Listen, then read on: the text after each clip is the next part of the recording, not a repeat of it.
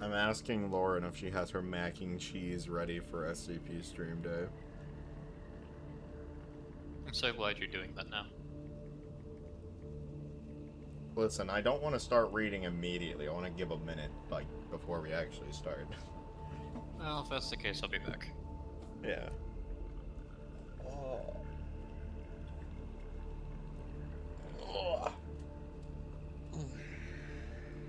Love how are okay? Yeah, that's fair actually. Oh, you got the fucking vanilla bar, or not the vanilla, coconut, whatever the fuck, Chips Ahoy.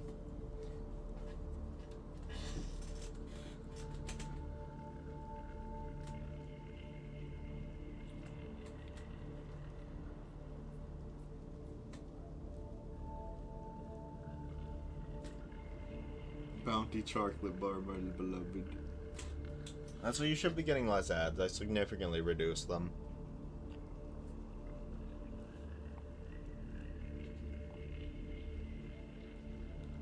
But unfortunately, that means that new people joining in just get pre-roll ads immediately, which isn't optimal. But at the same time, god damn it, Twitch, 3 minutes of ads every hour is way too much.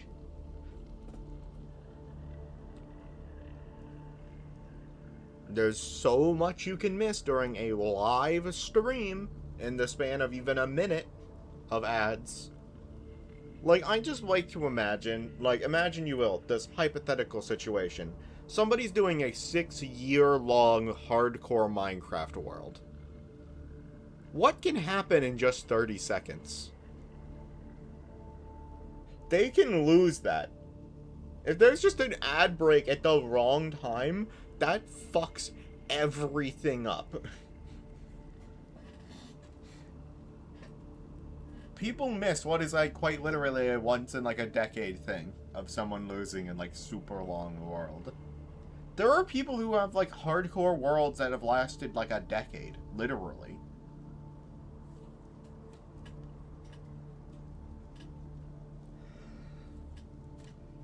So, like, one thing you know is, like, oh, you leave and, like, they're just, like, walking along, placing blocks on, like, building, like, a sky island or something. Next thing you come back from, like, 3 minutes of ads or something, and, they're just, like, crying, like, on the phone with their mom. And it's like, what happened? Huh? Like, that's what I always think of when I'm thinking about, like, how bad ads are for Twitch streaming. They're so invasive. I'm gonna run and grab a Pepsi real quick, actually.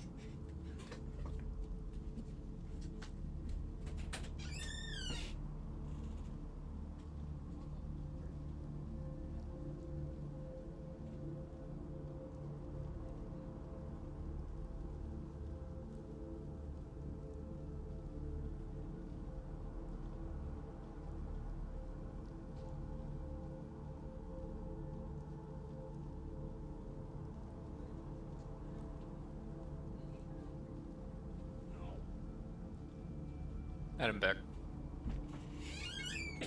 Welcome. So am I. Can you hear the fan in the background?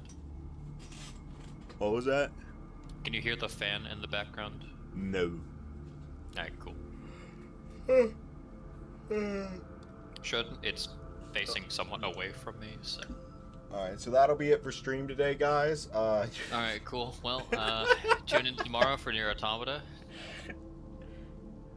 WeFit says hi, Morty. Address me properly or don't address me at all. Alright, do you want to start us off or shall I?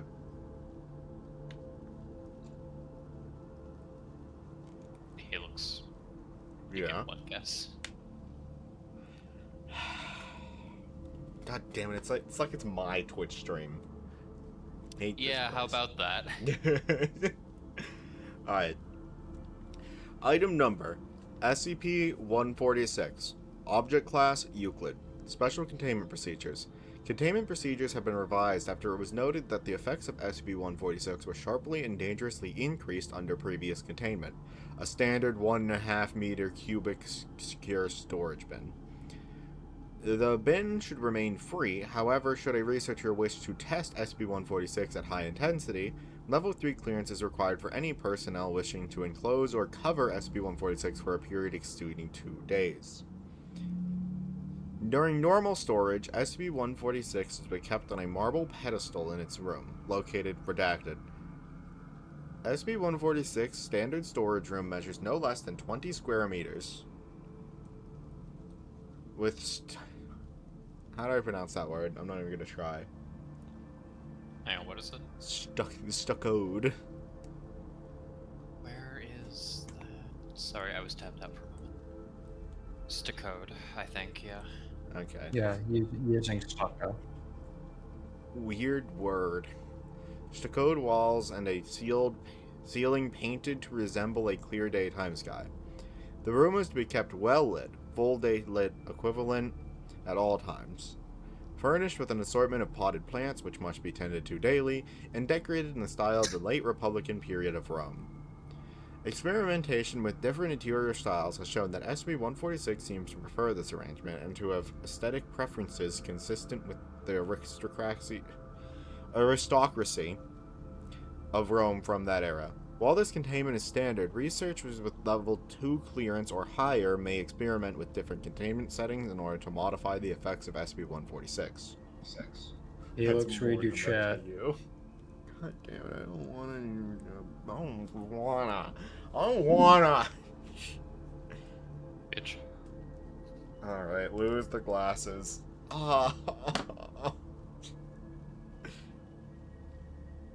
You are not afforded nice things. They will be stripped of Alright, you. timer is set. Well, SCP-146 is non-motile and therefore requires little security itself. Personnel entering its containment area or handling it in any way must not make eye contact with SCP-146. Any attempts to cover SCP-146 in order to prevent eye contact is prohibited, as this has been shown to increase SCP-146's effect at an unpredictable rate.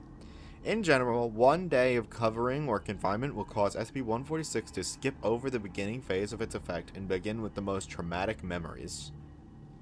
After 3 days, SCP-146 has been shown to produce its effect without having to make direct eye contact first. After 7 days, the effect of SCP-146 is both far more intense and no longer confined to subjects within SCP-146's field of vision. Researchers in an adjacent room were affected, and one was permanently redacted. Permission to experiment beyond 7 days is denied by order of O5 redacted. Blinders and decorative screens are available for personnel who must enter SCP-146's containment area for maintenance. God, this is so hard to fucking read without my glasses. I hate you. I hate you. Description. SCP-146 is a hollow bronze head, apparently a fragment of a complete statue or bust, depicting a crowned young woman or perhaps an effeminate young man. The head exhibits severe verdigris. Is that right? Verdigris, yeah, I think that's right. Verdigris over much of its surface. The crown of SCP-146 is inlaid with silver decorations, and its eyes, the apparent source of SCP-146's effects, are beaten silver, shine to be mildly reflective. To date, SCP-146 has not exhibited any signs of movement, but its reaction to certain decor in its containment area indicates that it may possess a degree of sentience, if not outright sapience. If SCP-146 is able to communicate, it has not yet done so. SCP-146 exhibits the ability to access and bring to mind certain memories in those who initiate eye contact. These memories are usually tied to a sense of guilt or shame in the subject. After initial eye contact is made, the subject need only remain somewhere in SCP-146's field of vision for the memories and associated feelings to become more intense, although continual eye contact speeds the process. Upon initial eye contact with SCP-146, recent memories will begin to surface in the subject. For example, subjects who have ignored a friend in the hall or exceeded the speed limit will be reminded of these events and begin to feel mildly guilty, whether or not they would normally care about the event. Oh my god, it's just when you're laying in bed at like 3 a.m. trying to sleep and all of a sudden you remember that one thing you said in high school that you shouldn't have, and it's like, why did I say that? Why? Cool, but yeah. With continued exposure to the gaze of SCP-146, the subject will begin to recall older and more vivid memories, with a corresponding increase in feelings of shame in the subject. Generally, after 30 minutes of exposure, the memories will move from being vivid recollections to intense hallucinations, with the subject unable to distinguish the past from the present, or the imagined from the real. Subjects have been observed to regress in personality as well, particularly in cases where memories of childhood trauma have been brought up. Oh, Okay, so this is just when I wake up on Sundays. Exactly.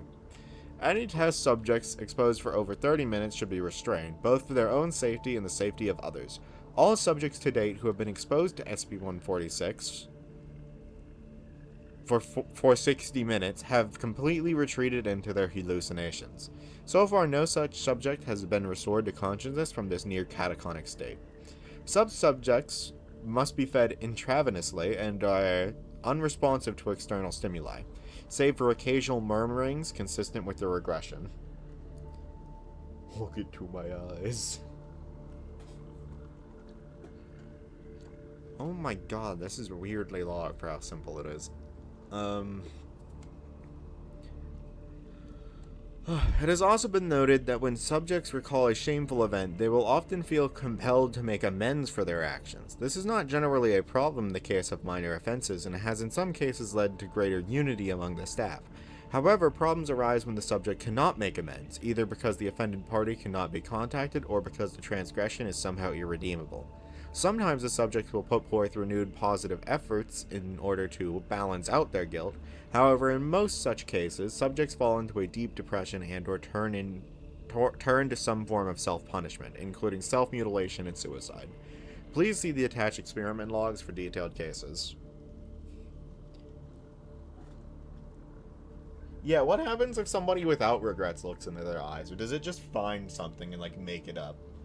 Like, say, I don't regret walking by that one person without saying hi or saying bless you that one time. But, like, what if it just says, like, never mind, you do actually regret that, fuck you. Now you feel bad about it. No, you just turn into another statue.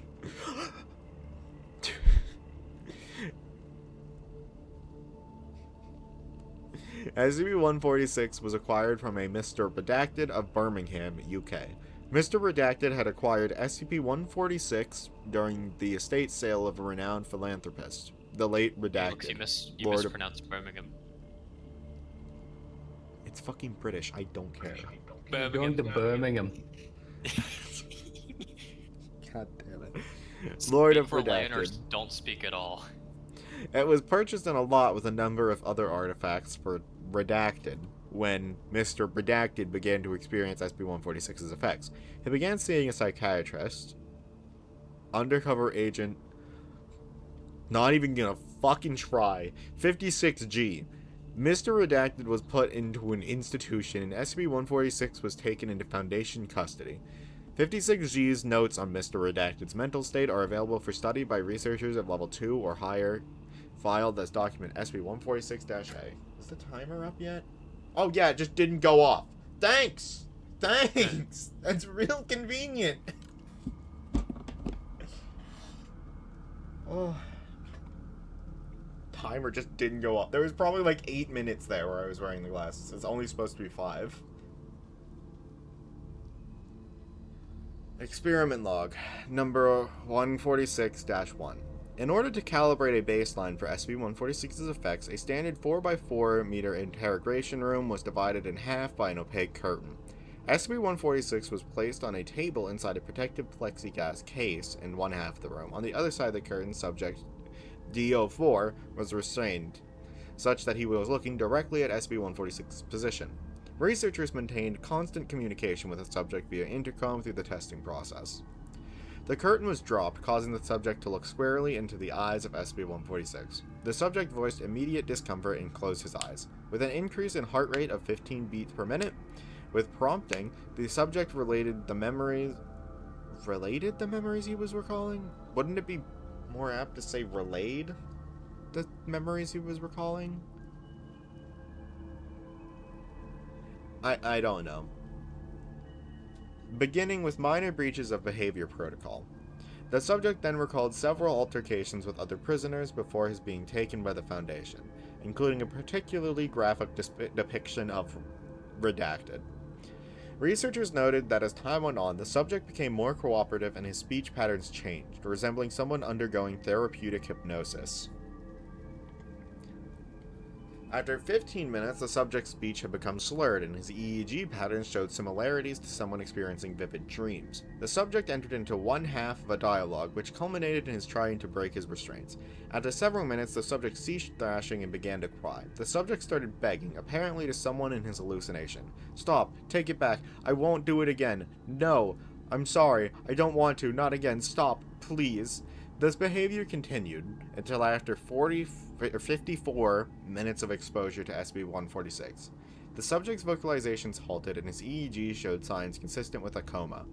After an additional hour, no further effects were observed, and the subject was removed and euthanized.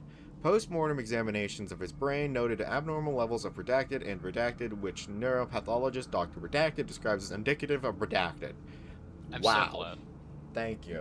They couldn't have given us fucking brain chemicals, or if not even the chemicals, then just like indicative of some sort of mental malady. Whatever chemical is responsible for like anxiety, stress, something like that. Don't even have to give me that. Just tell me what the fuck it was indicative of, please. I'm begging you. Yeah. We're about to get an ad, so I'm just gonna take a moment and get a drink.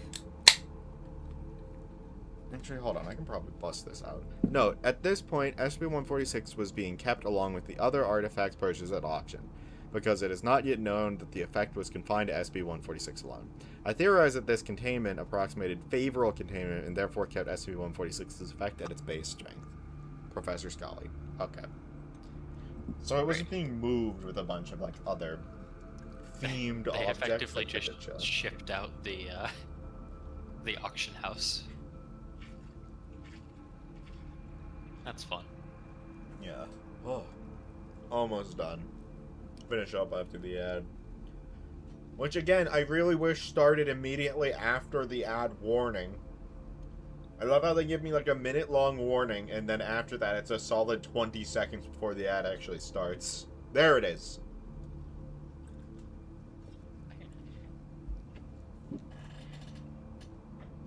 You were actually right, Helix.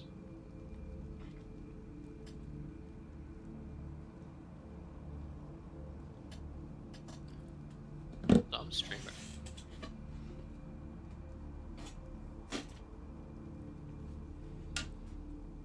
According to the thing, it should be over now.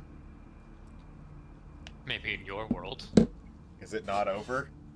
It just started a little bit ago for me. Oh, God damn it. It doesn't matter. It's over now, apparently. Twitch, make it consistent. That's all I ask. We've it. Also, I wonder what would happen if they put SCP-35, the mask, in front of this mask. What if they just started stacking every mask SCP? Let them fight it out. Put But the the best fucking mask gas wins. mask that puts you in that other reality on for good measure.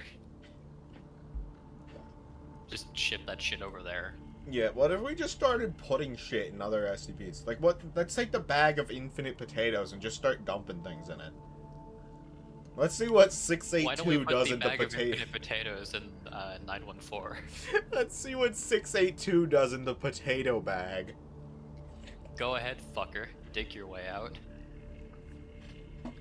From what I remember of that one, it's actually just like in a literal world. It's its own dimension covered in potatoes. Straight up like the fucking one, like, April Fool's Minecraft update. I was about to say, yeah. Like, they Also, dug through the potatoes and then found, like, a surface area, and it was just potatoes and, like, dead trees as far as the eyes could see. I just remembered, they also didn't, for that April Fool's update, they use, like, the old floating islands world type that they got rid of for some Yeah, reason. it was cool. I missed that. I don't know why they got rid of it from, like, the fucking generation types. It didn't do anything. Yeah. It was just there. What the fuck? What's wrong with you people? Anyway. Experiment log 146-4. The first experiment conducted after it was determined that SCP-146 consisted of only the bronze head took place after SCP-146 had been moved to a standard 1/2 meter cube storage bin where it remained for 2 days.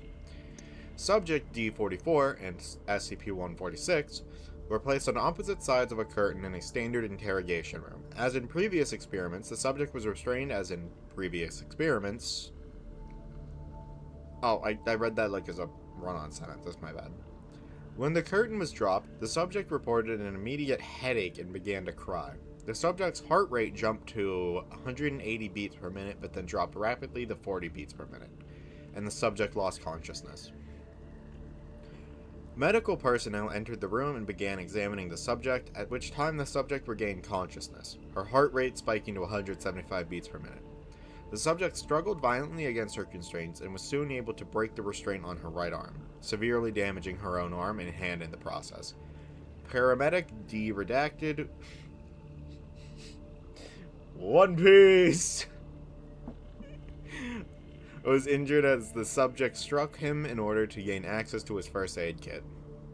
The subject was able to grab a small scalpel and jam it into her own neck before guards could regain control. Medical staff administered first aid, but the subject died during the emergency surgery due to blood loss. Note, after several similar incidents... Oh, God. It was determined that SCP-146's ability was affected by its containment. Anyone wishing to do further research must take this into account, as even brief accidental exposure could prove harmful. Professor Scully.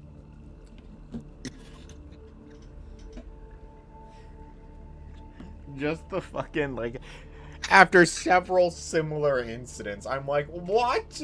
What do you mean after several similar incidents? Did you just try the same thing 7 times and see it happen 7 times? Irish car bomb versus hard to destroy reptile. Alright, so I've just looked something up. Yes. One of the things that they used to try and destroy 682 was 063, which is the world's best toothbrush. I forgot about that. Great. What would happen if we were to just feed the bag of infinite potatoes to an Irishman and have him go up against 682? Would win. I do predict there's like one SCP that's just a girl who kind of like is really chill and like generally just like liked by everyone who comes into contact with her. Didn't like turn into a greasy smear? What?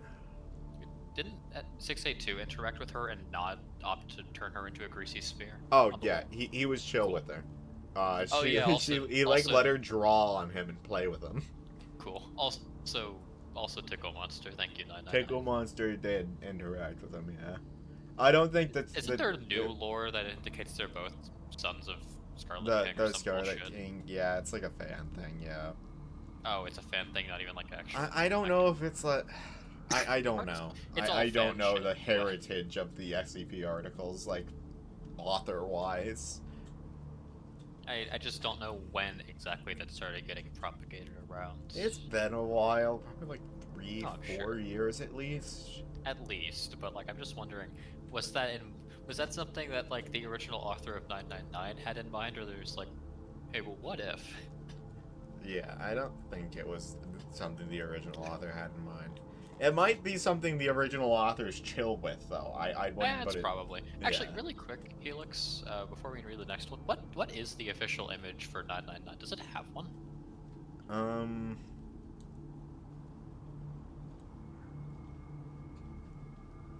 It would just be in one, wouldn't it? Probably.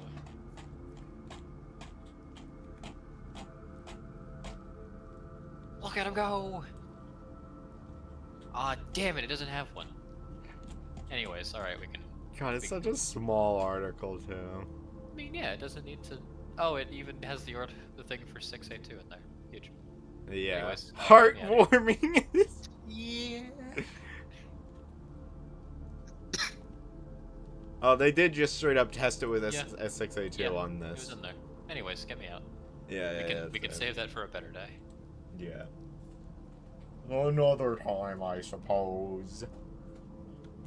Alright, you can take this one and probably the next one, because this doesn't seem that big. No, I'm good. Ah, okay. Am I reading this one then? Give me a sec. Oh, okay. If this fucking water bottle would open, dear god. Actually, as far as I'm concerned, it's turned itself into a bomb, so I'm just gonna hold off. It did that thing that bottles do sometimes where it doesn't like open, but it's tightening, so there's more pressure applied to the water inside. So I'm afraid to open this fucking thing now. That's so funny. Fine. Item number SCP-147. Object Class Euclid. Special Containment Procedures. SCP-147 is to be kept in a simulacrum of a 1950s-era living room. Its current container contains a throw rug, 2 armchairs, a phonograph, a rotary telephone, and other suitable decorations. SCP-147 will reject any items dated from later than March of 1965, see Addendum 040. It requires no external power or connection. Description: discovered 1983 in a civilian home, Detroit, Michigan. Of course it was fucking Detroit. SCP-147 appears to be a 1957 General Electric's brand black and white television, model 17TO26. SCP-147 has been observed to exhibit 2 different behaviors. Optimal. When SCP-147 is in an acceptable room, it will display broadcasts of 1950s era comedies such as The Burns and Allen Show, Father Knows Best, and I Love Lucy. In every case, each broadcast has been completely unique. Archives of the programs, none of which are still being produced, have failed to find any records. Hang on. In every case, each broadcast has been completely unique. Archives of the programs, none of which are still being produced, have failed to find any record of the episodes that SCP-147 plays. No commercials are shown, and there is no indication as to which station would be broadcasting these shows. All broadcasts are in black and white. Subjects exposed to SCP-147 in its optimal state report a pleasant feeling of relaxation.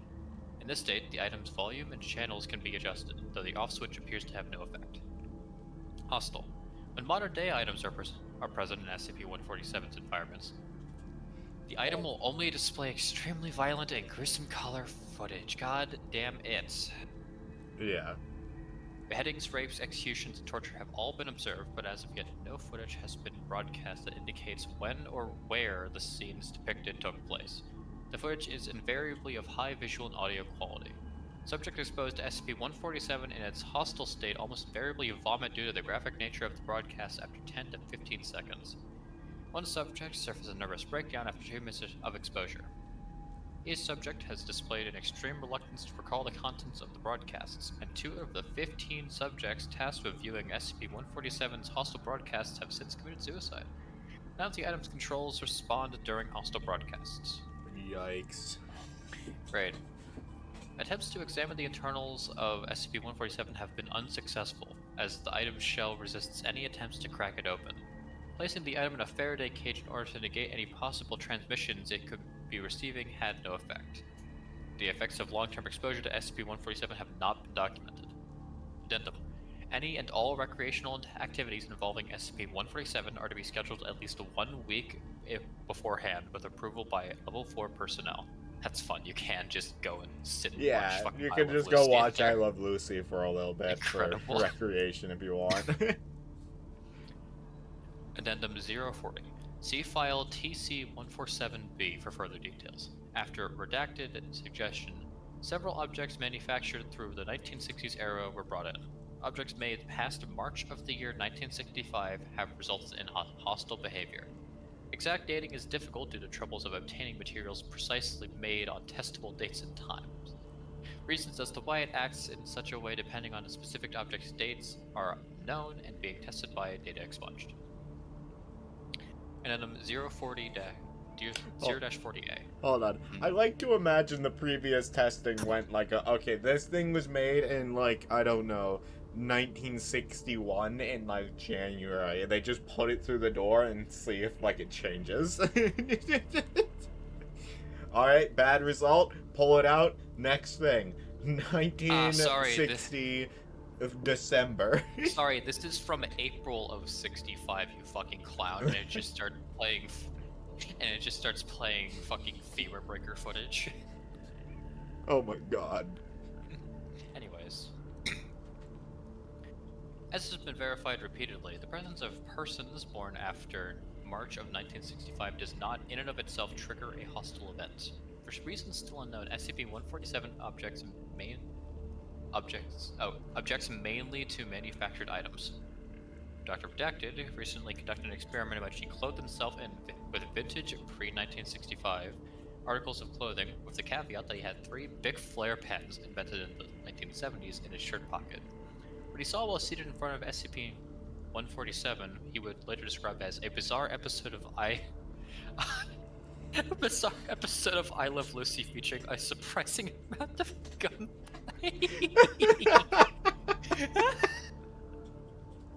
Oh, that's great. It's good.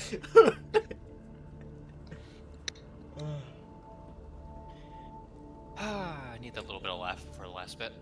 Addendum 180. Recent tests that involved exposing convicted rapists and psychopaths to the object while it was hostile has indicated that the object is able to tailor the images to the viewer. A rapist was shown strapped in a metal chair manufactured in 1986, and during that time, not a single rape was shown on the screen. While screens of genital mutilation, primarily male, occurred more often. Similarly, a psychopath who had tortured someone to death saw fewer scenes of torture and more scenes of botched executions. Okay, fine, I get it. That is a supposed to be question shocking, that but that's was in still my a head, little- is like, what if you show it to someone who's into that? I appreciate that you had the detail of, like, what happens to those kinds of people, but I just kind of wish you didn't make that a part of the SCP. It feels a little... whatever. Yeah, I just don't want to have to read it, that's the main thing. that's fair, that's fair. You didn't listen to what? If you missed that one, that's better. Essentially, TV that if it's in a room with stuff made before 1960, it shows comedies. But if it's in a room with stuff made after 1960, it shows really, really bad things that I'd rather not talk about again. Yeah. Yeah. This is simply put. Would you like another one, or shall I read this? Yeah, sure, why not? Item number, SCP-148, Object Class Euclid. Special Containment Procedures. Revision 3. SCP-148 is to be stored as 120 cast ingots, each of which weighs approximately 10 kilograms at time of writing. God damn. Ingots of SCP-148 may not be housed at the same site as any SCP due to the potential of unforeseen interactions. Otherwise, said ingots should be distributed equally among acceptable Foundation facilities. The mass of each contained ingots of SCP-148 must be measured and reported monthly. Under no circumstances should any SCP with mind-affecting or extrasensory properties come into contact with SCP-148. In the event of such contact, the immediate area must be evacuated and the affected sample of SCP-148 detonated remotely. Personnel are not to be assigned to SCP-148 for a period of longer than 3 weeks. Any personnel assigned to SCP-148 are to be given regular psychological evaluations. Description: SCP-148 is a metallic substance composed of a variety of known and unknown elements. The total mass of SCP-148 on hand is approximately 1.1, 1.2 tons. What the fuck? Okay. Oh. Just I ignore couldn't see anything it crossed off out. for this article. No, I ignore just couldn't see it was crossed out because it's so small. Alright, fair. But yeah, I will do that. 1.2 tons. SCP-148 has a gray-green color with a bluish tinge and oxidizes readily in the presence of water. SCP-148 has a melting transition point of approximately 4,500 Celsius and a boiling transition point of approximately 9,000 Celsius. SCP-148 has a density of 6.76 grams per cubic centimeter and qualifies as HRC-39 in a Rockwell hardness test. It exhibits material properties such as strength, ductility, and workability similar to platinum. Oh, that's cool. SCP-148 is composed primarily of platinum and iridium, the two composing 62 and 20% of its mass respectively. In addition, several other known metals are present in its composition, including iron, cobalt, and copper, which collectively makes up 16.5% of SCP-148's mass. However, given the mass of the material, it is believed that there are other substances not deducted by mass spectrometry or other means. Images of SCP-148 taken with a scanning tunneling microscope show gaps in its lattice that, under normal circumstances, would be filled with other materials. Helix if you would. Yeah, my bad. I was imagining it. So I guess it's just like a black space where you would see something normally. But yeah, like, we can't tell what's there. We can't perceive it. Neat. Okay. SCP-148 blocks or otherwise hinders extrasensory, mind-affecting properties of living organisms in proximity to it. This effect, while difficult to quantify, appears inversely proportional to the square of the distance from the subject to SCP-148's surface and directly proportional to the quantity of SCP-148 in consideration. The range for which this effect is detected is roughly 0.8 meters per kilogram of SCP-148. 1.1 tons of SCP-148 were retrieved from the Metallurgical Department of Prometheus Lab's base facility during the Foundation sweep of the building. Documents concerned with the project had unveiled that the substance was to be subject to additional development, sold to Redacted, trademarked, and sold to Telekill Alloy. However, due to Redacted and its political fallout, along with the destruction of the Prometheus Lab's base facility, Redacted has acquired an estimated 1.3 tons of SCP-148 and sold it to unknown buyers. Foundation agents and forensic accountants are in the process of tracking the remaining supplies of SCP-148.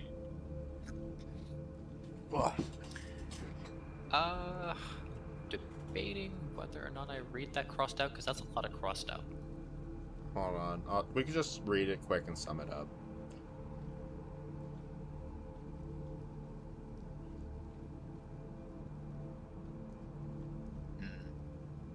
Okay, they were considering using it to contain mind-altering SCPs, basically. Yeah. However, it does not appear to affect items whose notable properties are purely mimetic. Cool. Okay, Addendum 148-2. Beginning redacted date, staff reported irrational behavior and poor communication skills among janitorial staff tasked with regular maintenance of SCP-148's containment. There's a thing there. What's the footnote? Oh, one moment. At the time, containment consisted of a single storeroom swept and checked on a daily basis. Oh, good. After 3 weeks of increasingly abnormal behavior, 2 custodians were taken in for questioning and examination. Testing revealed that the aforementioned personnel were incapable of interpreting body language and did not appear to notice the intonation or phrasing of sentences. In addition, the affected subjects were incapable of determining the emotional state or intent of others and demonstrated severely limited vocabulary. Further testing has revealed that the language and communication skills of persons with regular contact or extended exposure to SCP-148 will, over time, deteriorate and disappear. It has been shown that, after 8 weeks, affected subjects will be rendered completely mute and incapable of understanding or giving non-verbal requests, commands, or other statements, despite showing otherwise normal mental capacity. Huh. Shit, okay. Did it make you stupid? No, it just makes communication literally impossible. That's terrifying, actually. Yeah.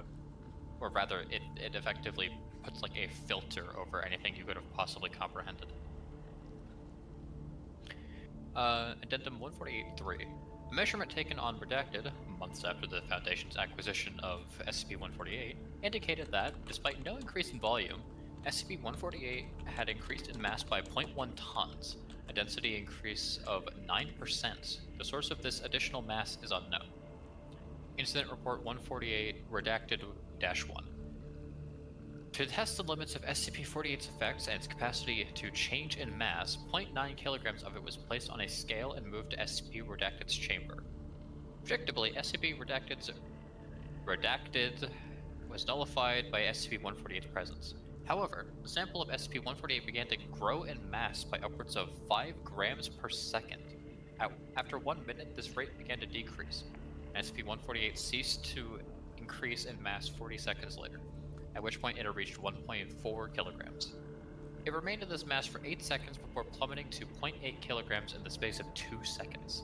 During this time, personnel within 60 meters, 12 times the effective radius of SCP-Redacted, began to experience SCP-Redacted's effect, albeit at a vastly increased rate, resulting in data expunged. Lockdown until the affected subjects could be removed. As of this incident, contact between SCP-148 and any mind-affecting items is strictly forbidden. Addendum 148-4. Measurements taken since Incident 148-1 indicate that the combined mass of SCP-148 is increasing at a rate of redacted. It is speculated that should a large quantity of SCP-148 undergo a similar event to the sample used in experiment 148 redacted, data expunged. Great. Containment procedures are under... Okay, that's neat. Yeah. So I guess it like holds whatever anomalous mind-altering effects until it reaches like a certain breaking point. It's this. This is what I'm picturing in my head. It's a brick of grayish green metal, which, by the way, that sounds like it looks awful. But Yeah. Grayish. What? I can't even But yeah, think it's about just a what bunch of grayish fucking green ingots. would look like. I can kind of imagine. No! No! No! Oh god, it's a Keter class. No wonder I fucking hate mosquitoes. It's You just kill all of mosquitoes. them. It's just mosquitoes. That's it. That's the SCP. Alright, Craft next. soap ingot? Oh my What? fucking god, this is tiny. Alright, this is so big. Fine, fuck it, I'll take it. You sure? I could take this one and the next one. Yeah, I'll take this and we'll see where the rest lands it. I mean, we could have Ridge take this one since he lives in Florida. This isn't a gator. I mean, it's a mosquito, so like... Mosquitoes are fucking everywhere. I mean, yeah, but like, particularly that... Anyways, Alright. I'll just read it quick, it's not long. Item number, SCP-149, Object Class Keter. Special Containment Procedures. SCP-149 in any of its instances is to be kept inside a sealed plexiglass box for observation. Oxygen and a nutrient mist are to be released into the containment cell every 2 hours. If any instance of SCP-149 escapes its cell, Protocol 42 Charlie is to be brought into effect in any and all of contaminated personnel by orders of 0512 at incidents 149-1. Hey guys, it's me, Charlie. Did that guy just turn to sand? Description. SCP-149 is a breed of mosquito which carries a strain of retrovirus, herein referred to as SCP-149-A, that mutates regenerating human cells into fertilized mosquito eggs. Wretched. SCP-149-A is injected directly into the bloodstream when SCP-149... when SCP-149 feeds. The SCP-149-A quickly works into the nucleus of the cells, warping the DNA. The first set of cells bred from these changed instructions closely resemble cysts and are concentrated in the lining of the esophagus and sinuses. Ugh. Upon dissection, however, these cysts are revealed to be filled with SCP-149's larvae, the cysts acting as a protective casing against the external forces. SCP-149 appears to go through its maturation cycle in a matter of hours. By the time the subject is able to feel the effects, the first generation of SCP-149 have already grown inside the subject's body. SCP-149 primarily achieves exodus through the mouth and nostrils, occasionally being diverted through the sphenoid sinuses to escape through the eye sockets. Ugh! Infection by SCP-149 is fatal, and chance of infection has been estimated to be 50% from one bite. Oh, I hate this one. I hate this one. Ugh. SCP-149-1 Incident SCP-149-1.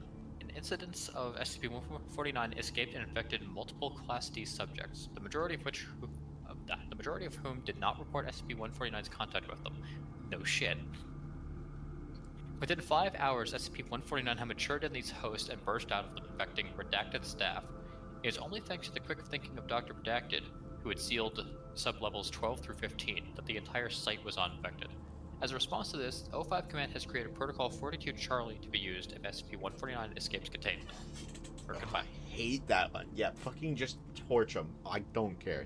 Oh. There's no tactical deployment of this as get rid of him. Kill him. I don't Gives care. you no tactical advantage whatsoever. Yeah.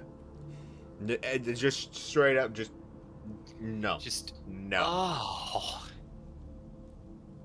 Fucking thaumaturgic mosquito. Get it away It from me. makes sense how this is Keter, too. Like, it does make sense, because, like, once one mosquito gets out, they're not gonna be able to track that super easily.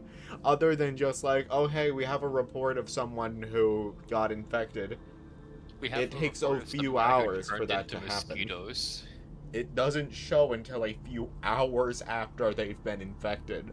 The Ugh. fact it has such a quick turnaround time is disgusting. Yeah, that's... Ugh. I'm good, thanks. Bleh. Bug. Alright, yeah, this... Oh my Jesus. Okay, yep, this one's mine. Oh wait, what's we for catching? I'm kind of interested. It's a fucking pike. Alright. Item number SB-150. Object class Keter. Special containment procedures. SB-150 patients kept for study should be contained in level 3 biohazard containment cells with no more than one instance per cell. Cultures of SB-150 are contained in vacuum-sealed glass flasks in the Site-42 infectious materials lab. Standard pathogen handling procedures should be followed at all times. Any instances of SB-150 found outside of containment are to be incinerated. Description. SB-150 is an obligate parasite that resembles the tongue-eating louse. That is what I thought of when I looked at this. But is adapted to form conjunctive symbiotic relationships with humans for a period of its lifespan. Upon contact with human subject, SB-150 embeds itself deeply in the flesh of its host. Over the course of approximately 7 days, the parasite will burrow into the host and affect numerous physiological alterations. Alright, there should be an ad break happening here in a moment.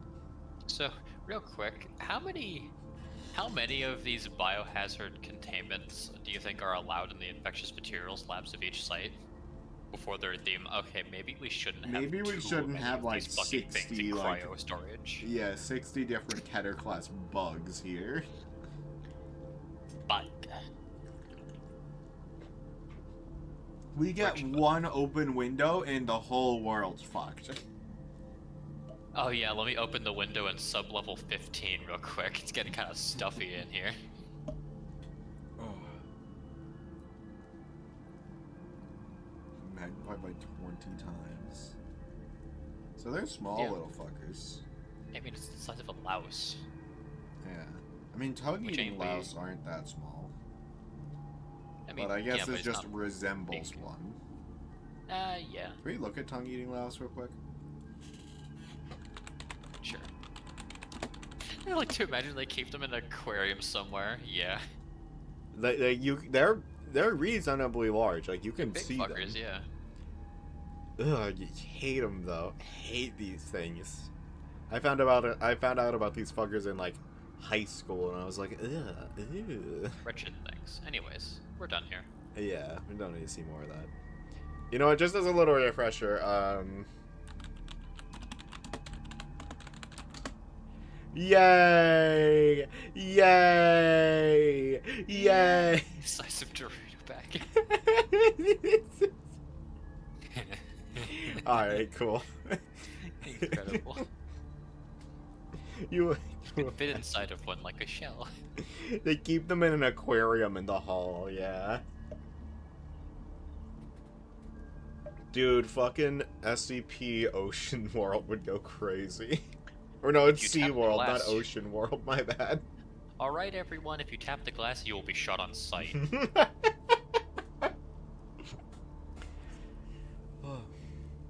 Alright, the most glaring alteration is the gradual conversion of the limb nearest the infection site into a chitinous appendage.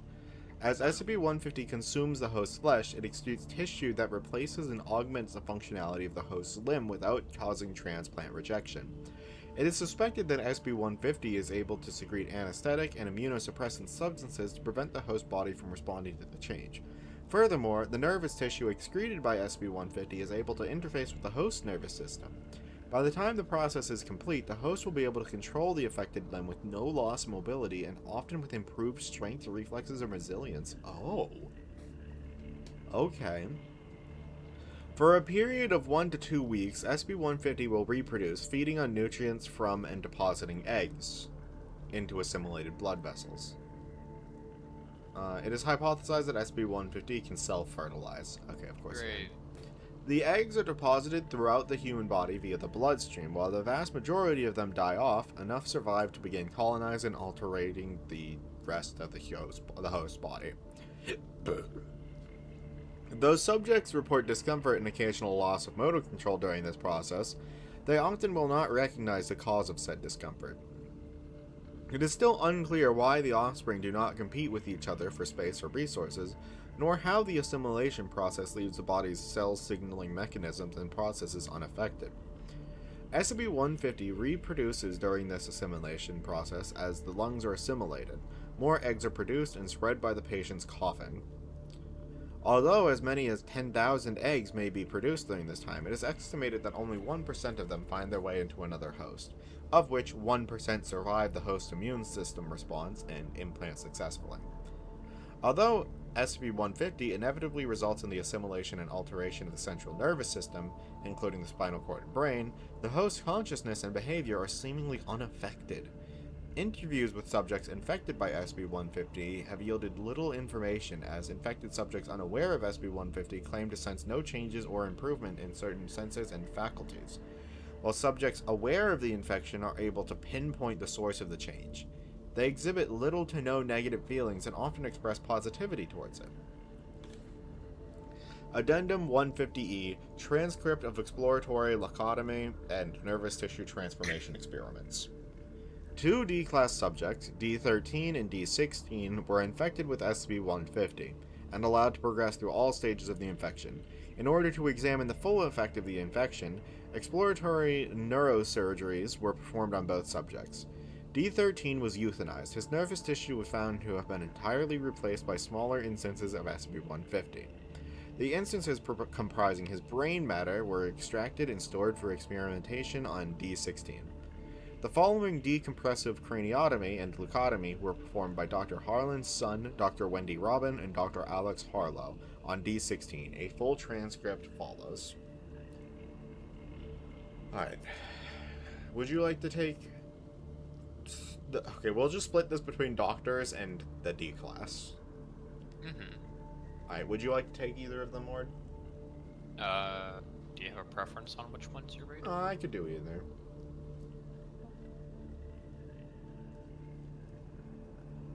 I'll do the D-Class. Alright. Begin log.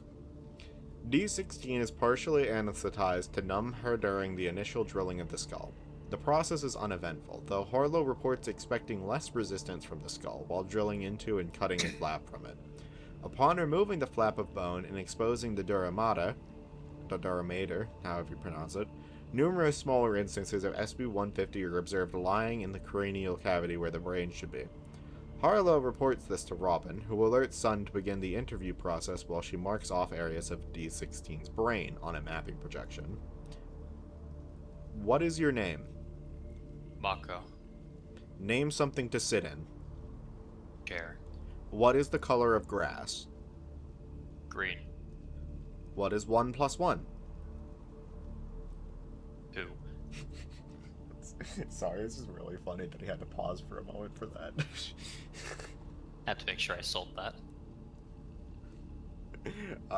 We have marked off the approximate location of the Wernicke's area, part of the brain that controls speech, recognition, and use. Thank you, Dr. Sun. I will now extract some of the specimens from this area. Dr. Harlow carefully makes an incision into the dura mater and extracts some of the instances from the area using forceps.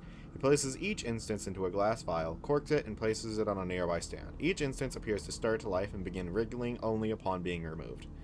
This process takes approximately 10 minutes, during which time Sun repeatedly asks D16 the same questions. Once Harlow has extracted approximately 100 instances, he gestures for Sun to continue. Name something to sit in.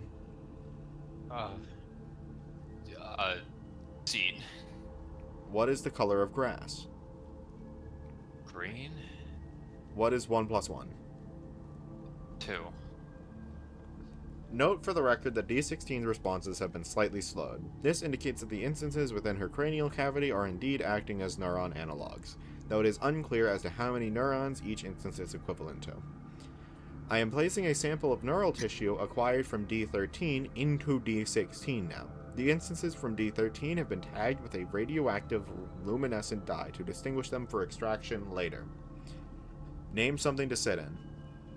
Couch. What is the color of grass? Blue. What is 1 plus 1? 2.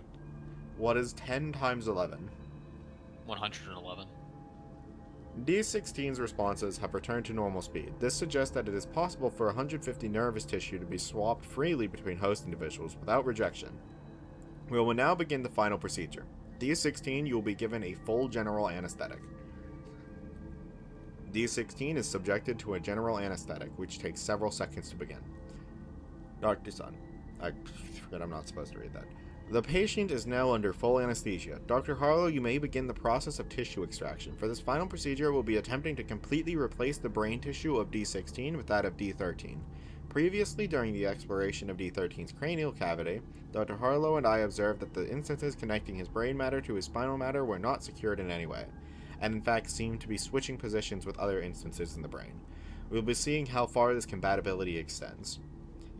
There is silence for the next hour as Doctors Harlow, Sun, and Robin remove the top of D16's skull and begin extracting her brain matter into a large glass container.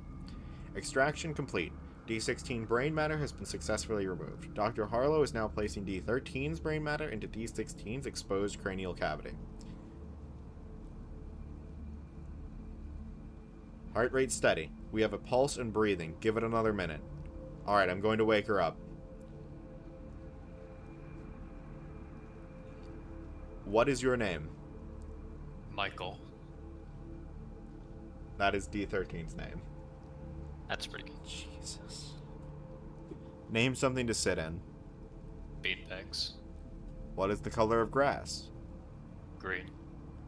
What is 1 plus 1?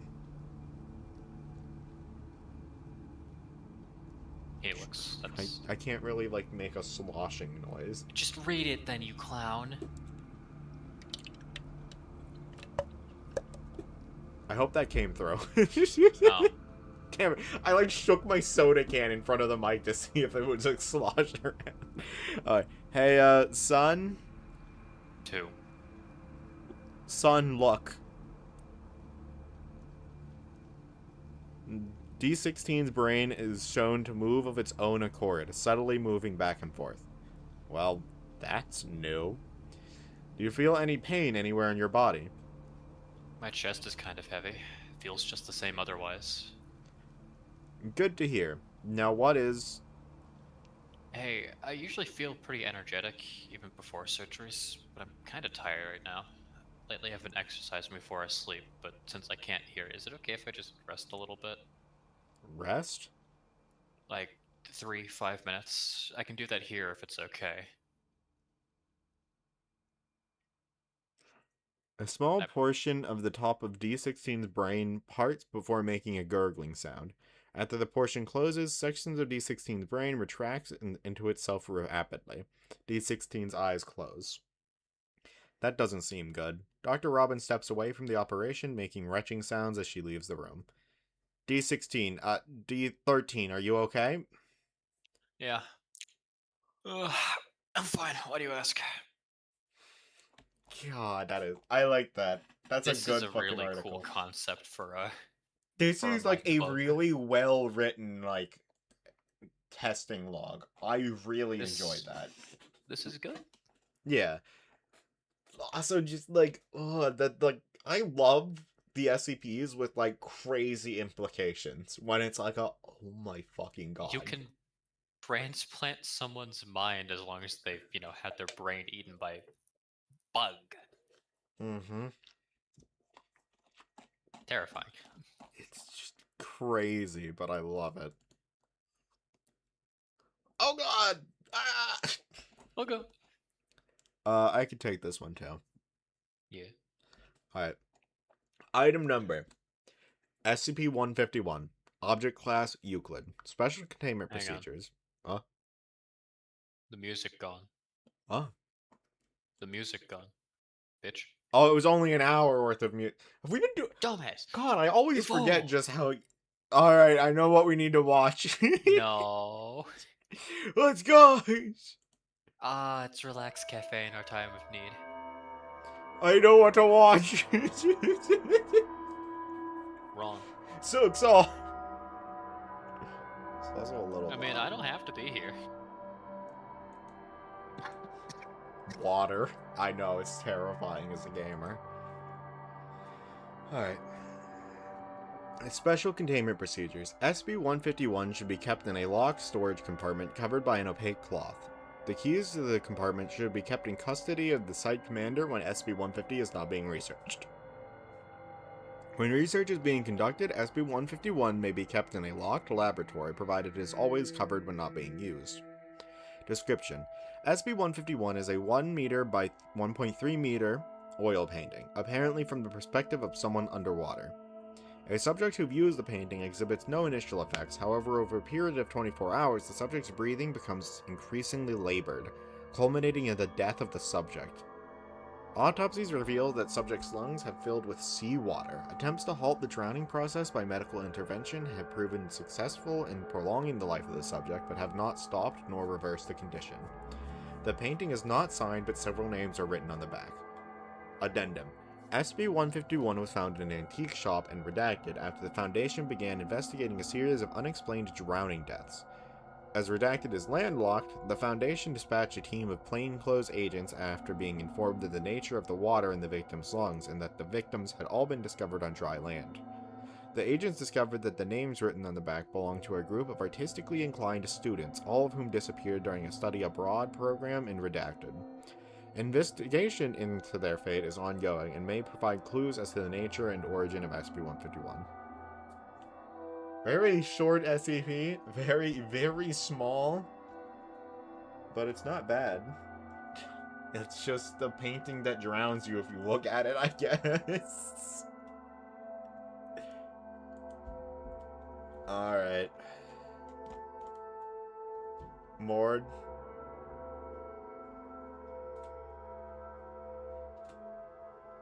Mord. Oh, I had the other way around. Hang on. I'll be back in just a moment. Alright, we can wait.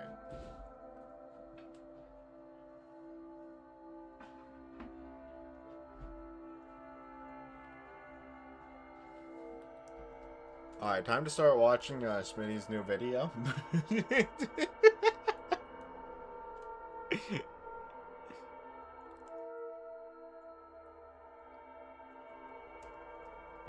No.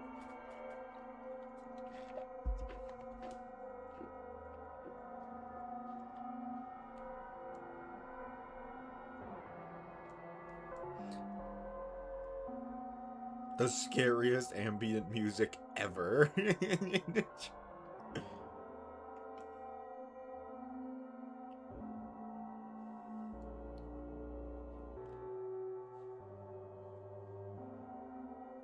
What side?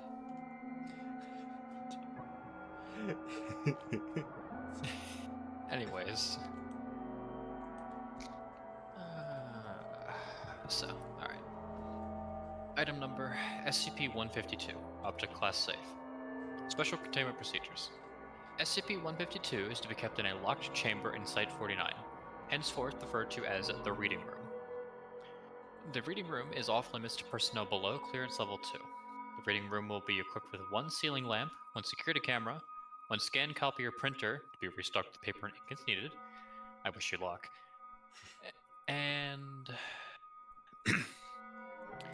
one standard office chair and one standard office desk upon which SCP-152 will rest. When not in use, SCP-152 is to be turned to its last page, so that any additions made to it can be immediately observed. A single guard will be posted outside of the reading room to deter unauthorized persons from entering the reading room. All personnel are advised to remain quiet if they are near the reading room. Description: SCP-152 is a large, hardbound book with leather bindings. The paper inside resembles vellum? And is written upon in black ink. The contents of the book consist entirely of a series of entries that describe apocalyptic events, which are not always XK class events and class end of the world scenarios, but invariably deal with the extinction of humanity. The entries are arranged in chronological order, beginning with an unexplained spontaneous failure of the sun in 6000 BC, and ending with other events close to the present day. Many of the entries describe apocalypses caused or facilitated by objects that are, or were in, Foundation custody, or of a paranormal nature. There are also records of human extinction caused by more conventional means, such as nuclear warfare or deadly viral epidemics. Each entry describes in some detail the events leading up to the calamity itself and the aftermath until the point at which the last human on Earth dies. It has been observed, actually, Helix, if you would. Yeah, sorry, I was just delivered McDonald's. Could you give me a quick summary as I was talking to my mom for a moment there? Okay, so it's a documentation of any and all apocalyptic events. Not like X-Clay class, but like it gives the example of like nuclear war, violent or viral epidemics, or the sun exploding. Are these just potential ones or like predicted ones? Not sure. Okay. I think so, considering like the sun didn't explode in 6000 BC, as far as we know. Yeah. Failed, I guess is the word they use. It's been observed that the entries in SCP-152 change to whatever language the reader is most comfortable with. Up to the point where the sentence structure can change significantly from reader to reader, or even begin using colloquialisms that only the reader would understand. I'm confused. Only the Why basic did it meaning of the entries. Colloquialisms? Sorry. You started grossing out when it said changes to whatever language the reader is most comfortable with. Why? No, just the idea that it changes how the book is interpreted to the reader specifically is really, like, cool, but also, Oh, okay. I'm not, like, grossed out by it, but it's just, like, the fact that it will change not only language, but, like, readability based on the reader. Like, imagine if it spoke to us in the joke cadence that me and Ridge do to relay information. Yeah. That would be fucking awful. That's fair.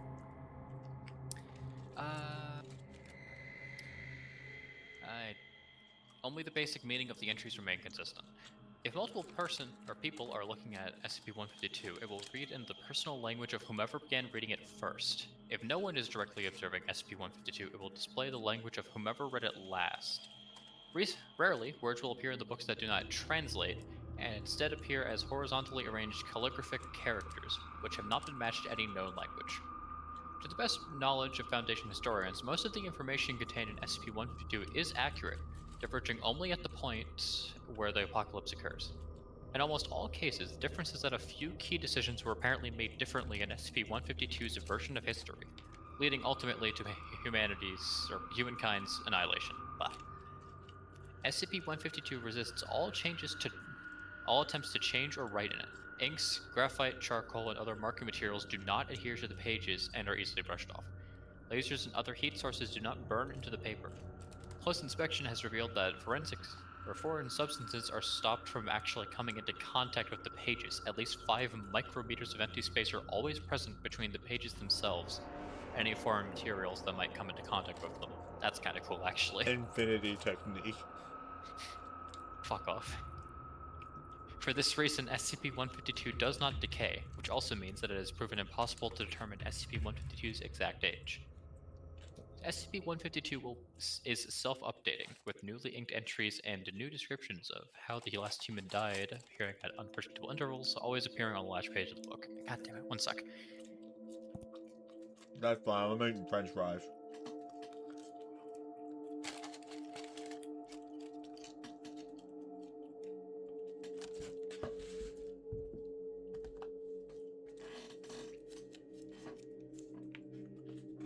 Mukbang stream, it's about time.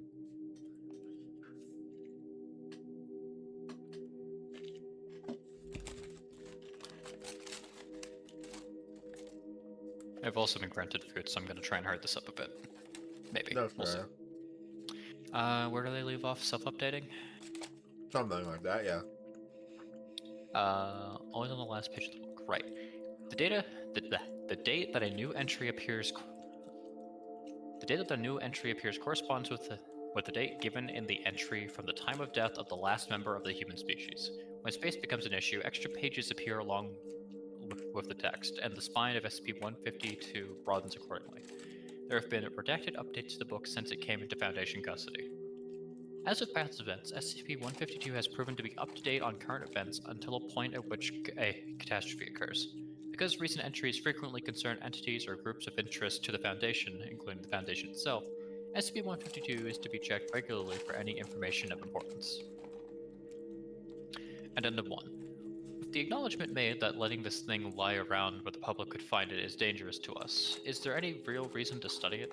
Outdated hypothetical disaster scenarios aren't our concern. We've got plenty of real ones in the present to deal with. Courtesy of VO5. Addendum 2. The book is accurate enough about pre-disaster Earth that it makes a decent guide to the present. Plus, it gives a little perspective on the big picture of what some SCPs could do if they got loose. I think all researchers with clearance ought to read the last 50 pages or so just to drive home how important what they do here is. For want of a nail and all that. I've never heard of that. No, you neither. Neat. Addendum 3. Jansen, half of the entries in the last 50 pages show the Foundation screwing up and killing everybody. Courtesy of the 5. Addendum 4. Like I said, a little perspective. Or it gives a little perspective. I like how they're just replying to each other in the fucking addendums, by the way. Thanks, Yeah. 05. Which, like, that's fair. Honestly, like, if we fuck up, everyone dies. So don't fuck up. Yeah. What's up? Nom nom nom nom. Walk yourself.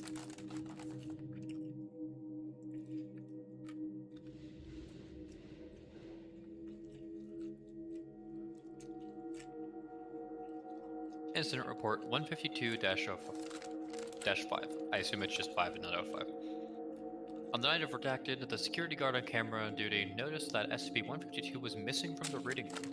However, by the time she had finished reaching for the switchboard to report this, SCP-152 had reappeared and there was a new entry on the last page.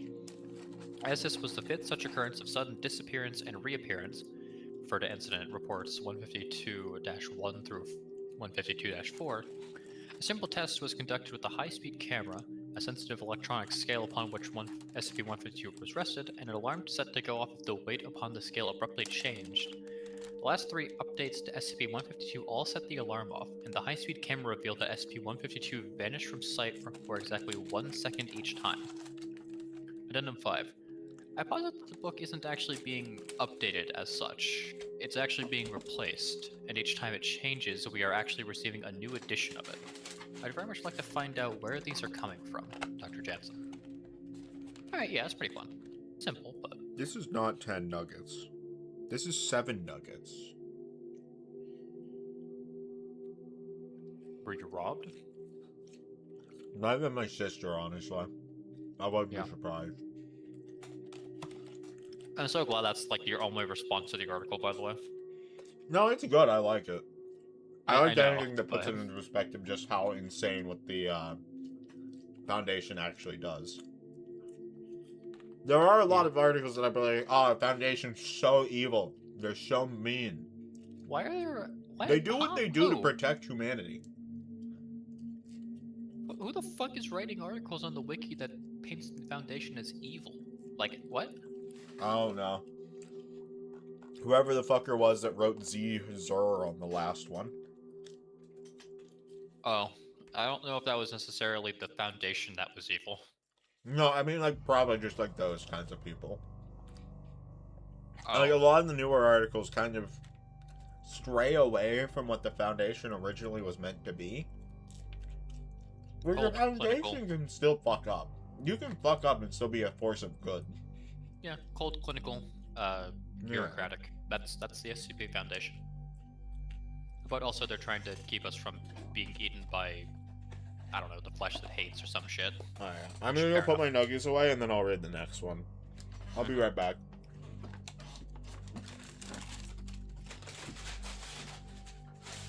That's a lie, he's gonna eat all of them off screen.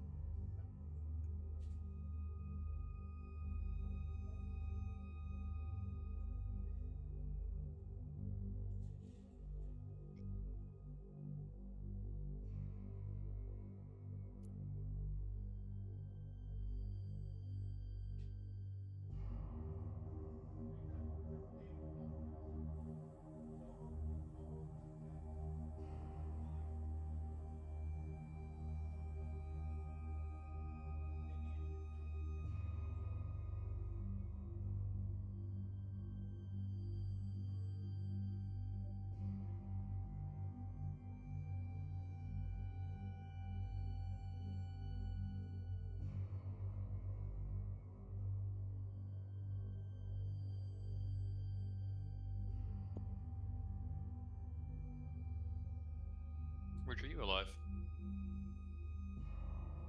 Sure. Alright, cool. Just making sure. What have you been up to?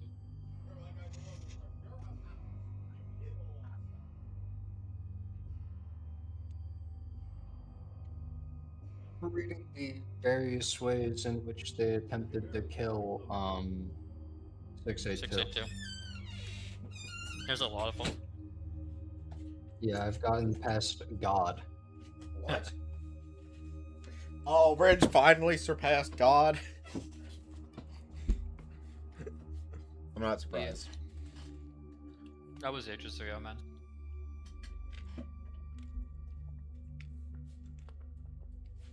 Why did it blur chair? At least I assume that's what you said. Chair has spilled all the tea while you were away. Well, chair is under my ass, so...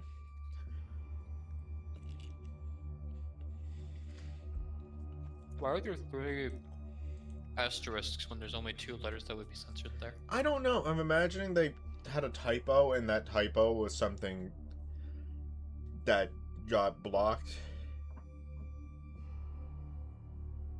Oh. Didn't put any space after putting the... What? Huh? I don't know what you mean by that. I don't know.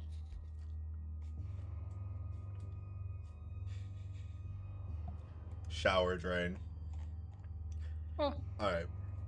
SCP-153. Well, there's supposed to be an ad break here in a moment, actually.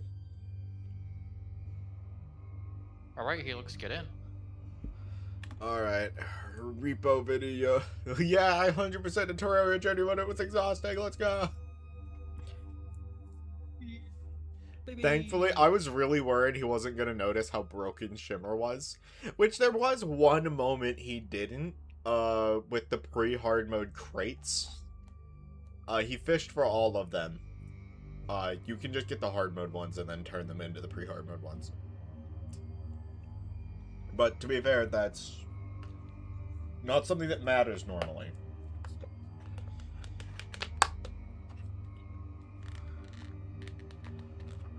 But the problem is that why was there a dot anyway? It was the word chair, was it not? Why would there have been a dot? Oh, Mr. Chair. Okay. Oh. Okay, it makes sense now. That's our bad. Sorry, I'm stirring up my McDonald's Coke slushie. Because it got half melted on the trip home. Oh, what? The Coke slushie. Icy, whatever you want to call it. Since when did they do slushies? The fuck? It's like it's just frozen Coke, yeah. It's awesome. I fucking love these things. They're so good. I don't dislike them, I just didn't realize... Yeah. I didn't realize McDonald's did For that. the longest time, I could only find these things at, like, a fucking, like, movie theater or something, and, like, I'd drink, like, 3 of them every time I went to see a movie. But, like... Just go to, like, a fucking 7-Eleven, they do them there. They have slushies, but they don't have, like, soda slushies. They've got, like, fucking red Hill. 40 and blue 30. That's what they've got.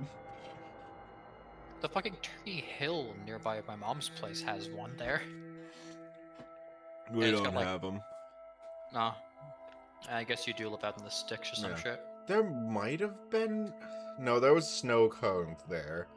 There was, like, a... I don't want A to say, like... Slurpee is not the same as a slushie. That's... I don't care fucking enough know to the have this difference. It's argument. all frozen drinks, okay? I am ambivalent to this argument. Yeah. Like, fucking execute me because I called a Slurpee a slushie and fucking Icy a Slurpee.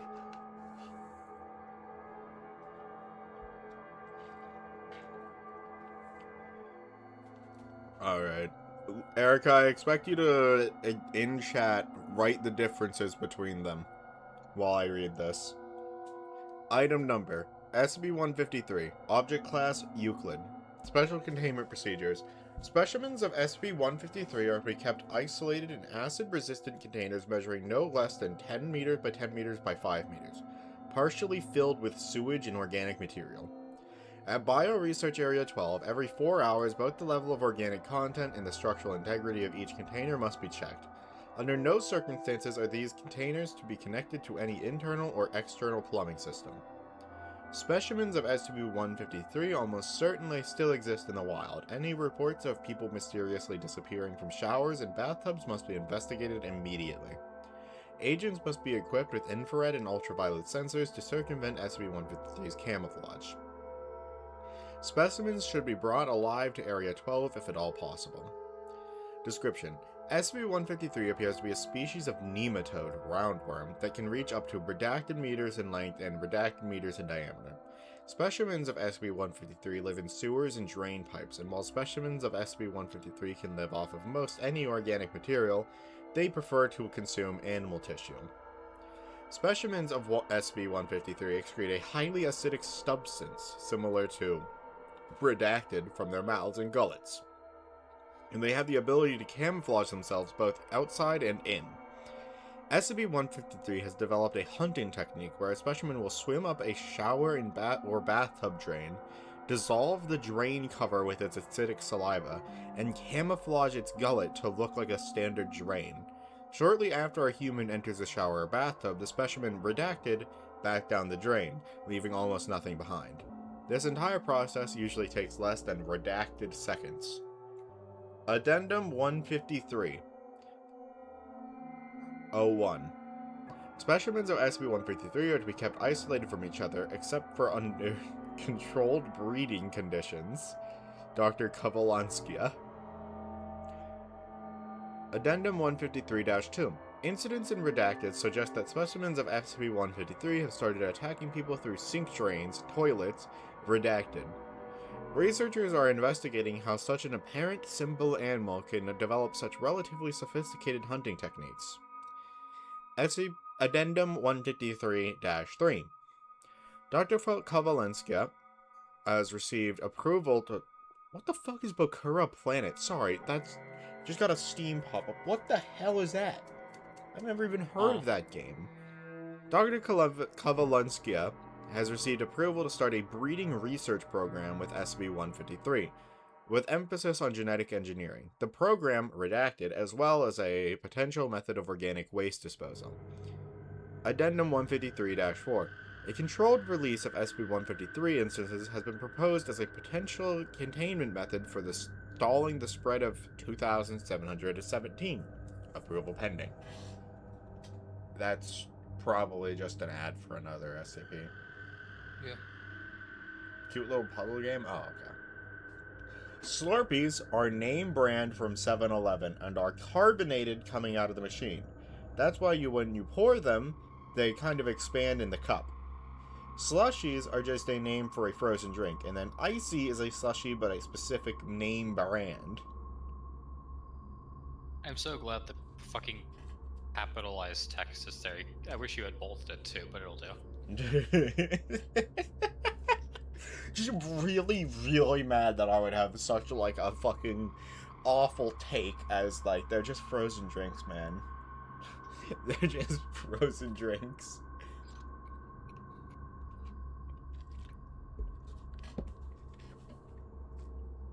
Otherwise, it would be. There's a thing I need to show you two after stream ends that reminds me of. Alright, I'll take another one since I presume you're still eating. Unless Ridge would like to take the wheel. Well, which one do you want? Do you want to take the wheel? I mean, if you want to read one, that's up to you, but I can just keep reading if you don't want to. Hey, Shoot. which one do you want? Hey. I don't know what that's a reference to. Can you read it in Kirito's voice? No.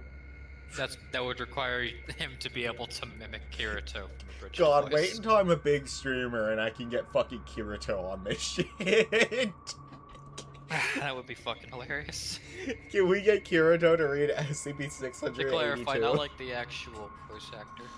Not the actual voice actor for Kirito, I should mention. But- The abridged voice actor for The Kirito. nasally one, which is also a really good performance in its own right.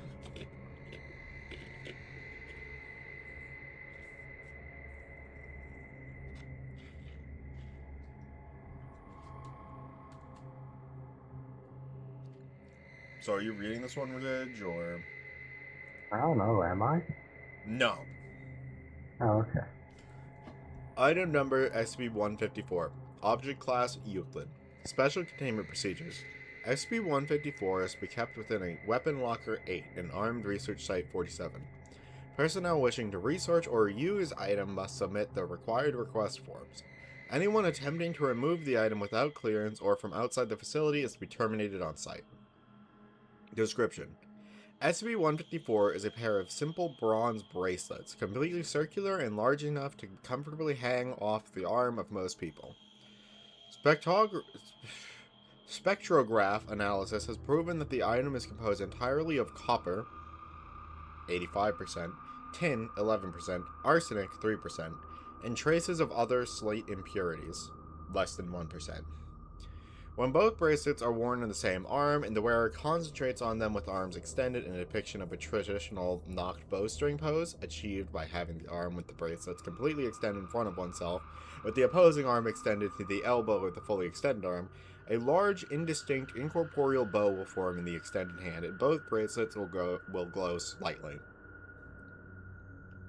From that point onwards, SCP-154 can be treated as a bow until the pose or concentration is broken, which results in the bracelets reverting to normal. There is no actual bowstring, but completing the motion of pulling it achieves the same effect. When the bowstring is pulled and released, the bones of the arm will be forcibly ejected from the extended limb, traveling in a straight path at speeds recorded over 300 meters per second. Ugh. Incredible. Ugh. The missing bones and resulting damage to the arm are quickly regenerated, and the weapon is capable of being fired again within minutes. Tests using subjects possessing multiple arms/hands, such as SB-1884-B1, have demonstrated the ability to fire SB-154 several times, with the bones of different arms being used with each successive firing. I think there's a footnote, not B1. Is it? Mm. Oh, it is, you're right. SB-1884-B was permitted to be used in testing with its approval. SB-1884-B was able to fire 5 shots from SB-154 within a minute.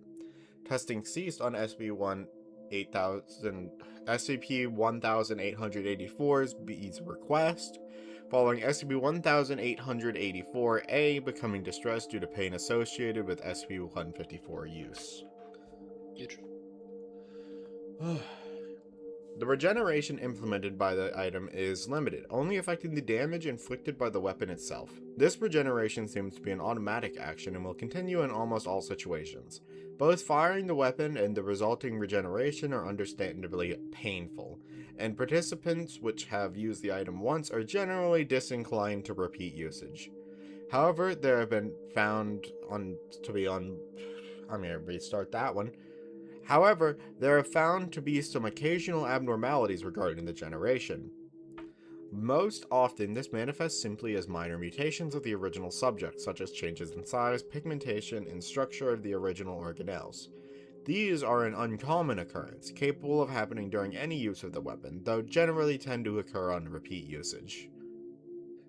There are more drastic abnormalities, though. These are much rarer and coincide with highly frequent use.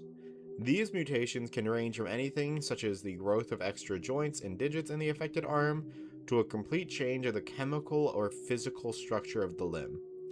One test subject unknowingly had the bone matter within his arm converted into an unstable explosive compound, only discovering the fact when it detonated, causing 2 fatalities and 3 casualties. Another had the entire bone and musculature structure transformed into a fully functional serpentine physiology. Bone bow.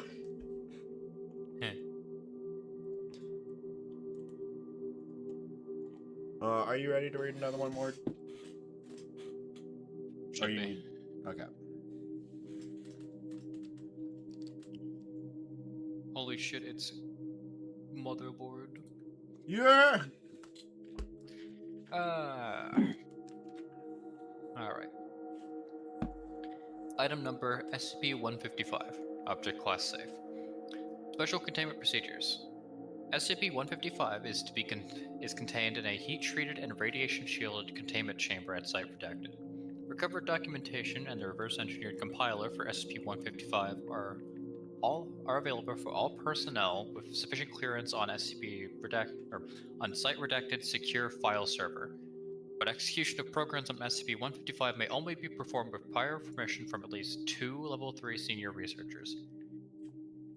Please see Document 155 Exec-1 for radiation and thermal safety procedures for the safe operation of SCP-155.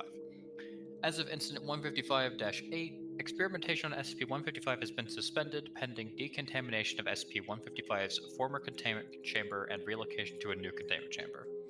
All tasks intended for execution on SCP-155 must now be triple-checked to prevent the possibility of non-halting execution. Description: SCP-155 is a complex electronic construct consisting of a highly modified Cray CS6400 supercomputer, a dedicated radioisotope thermoelectric generator, and a device that has yet to be fully reverse-engineered. SCP-155 was recovered from the basement of Prometheus Lab's primary research laboratory by elements of Mobile Task Force MU-4 debuggers, following the destruction of the facility and subsequent Foundation intervention. When a program and accompanying data is loaded into SCP-155 and executed, SCP-155 generates a spherical temporal distortion field with a radius of approximately 5 meters. Within the sphere of influence, the passage of time is rapidly accelerated, resulting in a hyperbolic increase in the effective processing power of SCP-155. Execution begins slowly as the processing hardware of SCP-155. Execution begins slowly as the processing hardware of SCP-155 is dated, but its effective processing power approaches infinity after approximately 8 minutes and 14 seconds of execution. I need to take a breath, Christ. Time bubble makes it compute faster. Cool.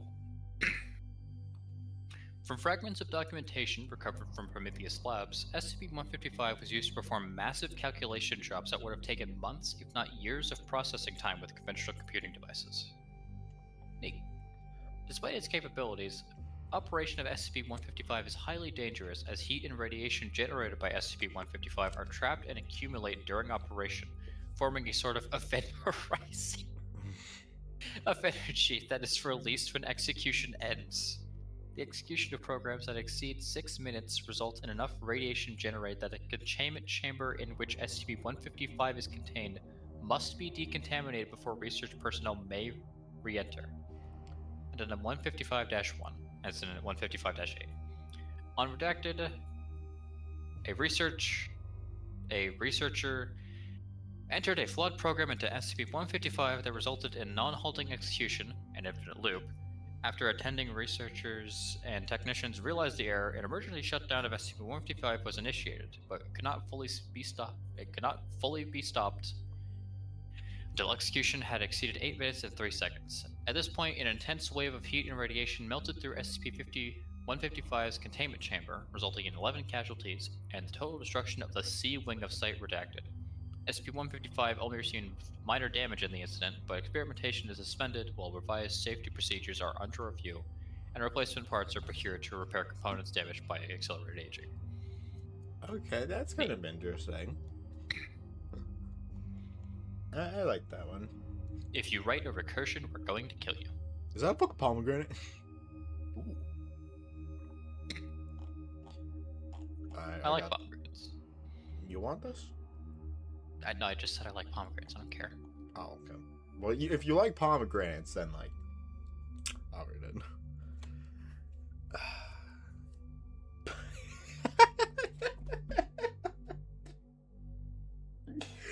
Sorry, I just look over at OBS as I see a message in Weeping that's just a pomegranate, followed by, like, several cheering emotes, and I'm like, pomegranate! Pomegranate! Yes! Oh. I don't know why I found that so funny. Just fucking Persephone. Okay, fine, whatever. Item number SCP-156. Object Class Euclid. Special Containment Procedures. SCP-156 is to be kept in Refrigerated Storage Unit 19C, except when removed for experimentation. Subjects infected by SCP-156 are to be restrained and monitored for their own safety. From September 21st to March 21st, infected subjects should be kept within a secure storage unit unless the experiment's parameters indicate otherwise. Both storage faculties or facilities should be monitored by security camera. The termination and autopsy of D-Class personnel assigned to SCP-156 should be delayed until after March 21st. No personnel are permitted to consume SCP-156 except D-Class personnel unless approved by a Level 3 staff member. Description: SCP-156 is a group of exactly 181 pomegranate orals. The number of instances of SCP-156 is constant. When one is ingested or destroyed, it is replaced instantaneously with a new one among the largest group of contiguous instances. Otherwise, the instances can be moved around freely. After leaving the group, i.e. after an instant is touching no other instance, the instance will spoil normally, after which a new instance will appear. When all instances are destroyed simultaneously, all 181 instances reappear randomly at the location of one of the destroyed orals. Attempts to measure the time between destruction of one instance and the appearance of a new one using high-speed cameras have so far failed. If SCP-156 is ingested between March 21st and September 20th, subjects display no signs of infection until noon of September 21st, when all vital processes abruptly cease. A similar effect is observed immediately when SCP-156 is ingested after September 21st. Despite being technically dead, post-mortem examinations of subjects have been unable to discover a cause of death. Subjects appear to have been in perfect health aside from any pre-existing conditions, while dead subjects do not show any signs of decomposition though the bodies of many subjects begin displaying bruising and scarring consistent with torture. Ugh. While the majority of subjects suffer these wounds, not all do, and no reliable formula has been discovered to predict which subjects will be affected. Infected subjects remain in this dormant state until noon of March 21st, when life processes restart. Subjects remember little of the intervening time period. While most subjects are entirely unaware that any time has passed since their apparent death, some claim to recall a pale, white male face with a wilting pomegranate tree.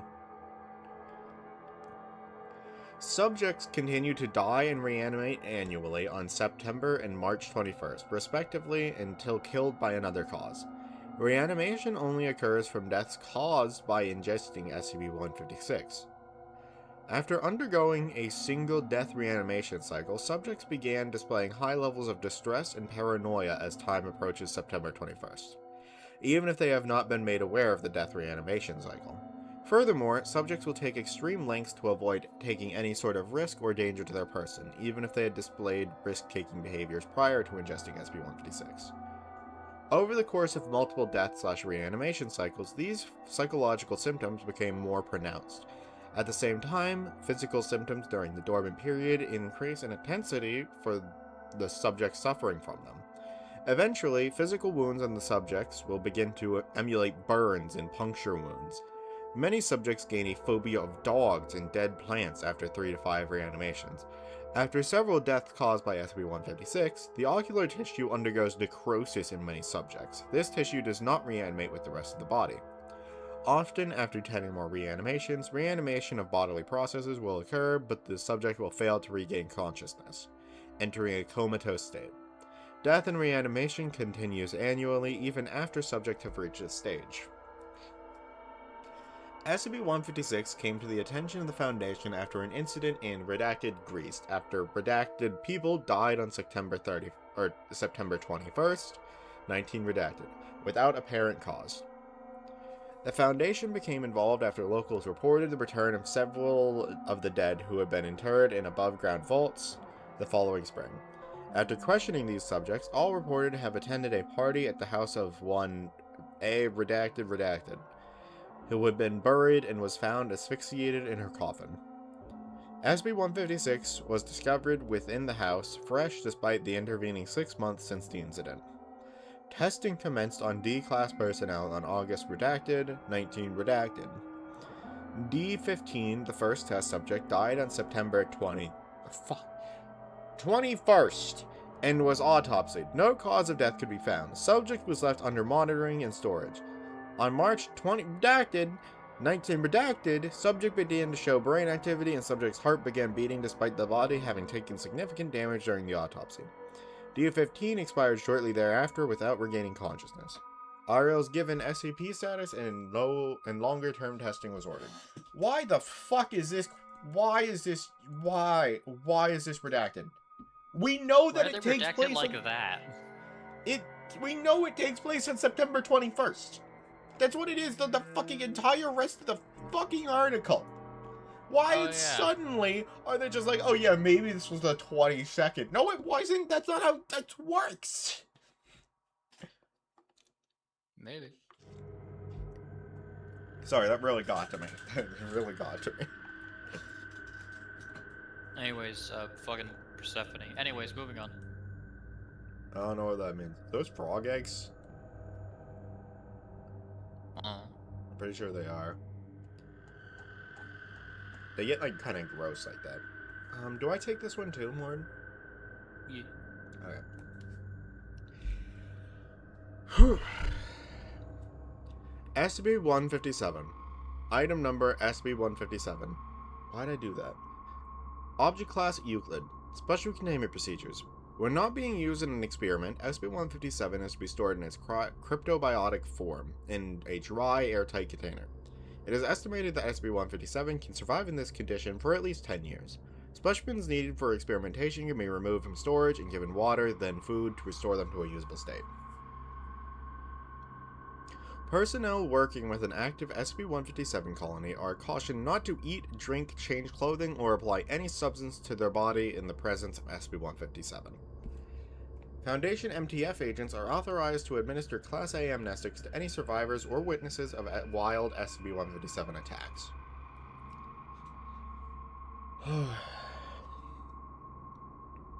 Description: SCP-157 is a previously unknown microscopic animal in the tardigrade phylum, adapted to live on land as a predator.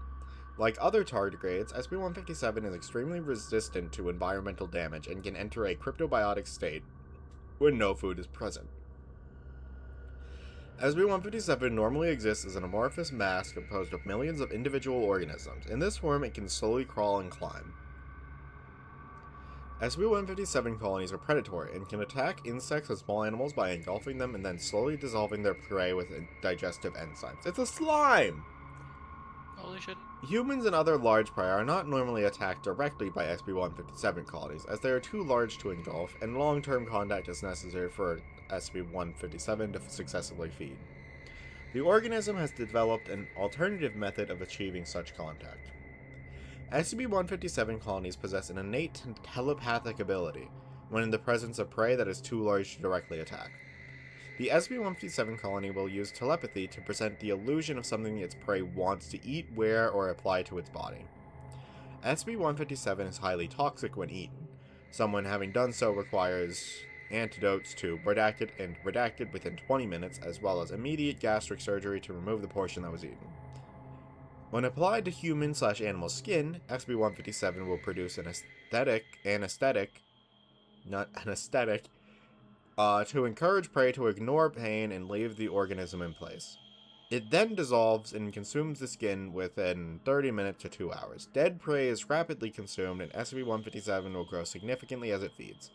When reaching a size of 5 kilograms, SCP-157 will split into smaller colonies that move off in search of new prey.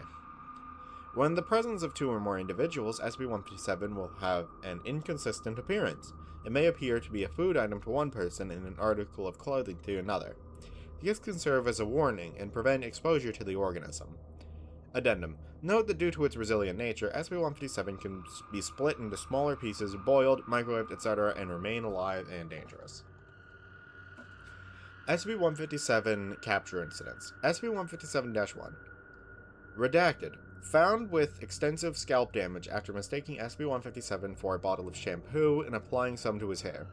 Victim was apparently immune to SB-157 and anesthetic and began screaming, attracting the attention of his wife, who had been eating a snack.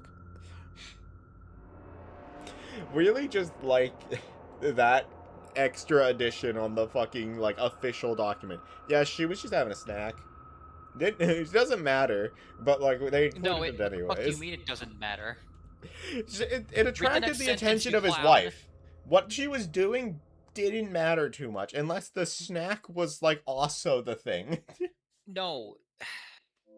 That's the anomalous effect of the SCP also affecting her, but due to the circumstances of him using shampoo and her eating something, it confused it so it looked like he was being eaten by a fucking sandwich helix.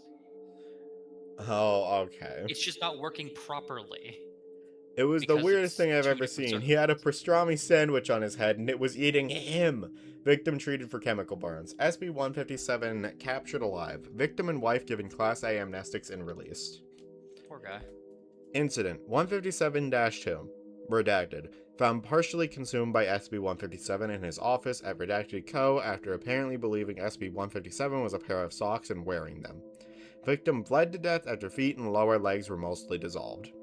Ugh.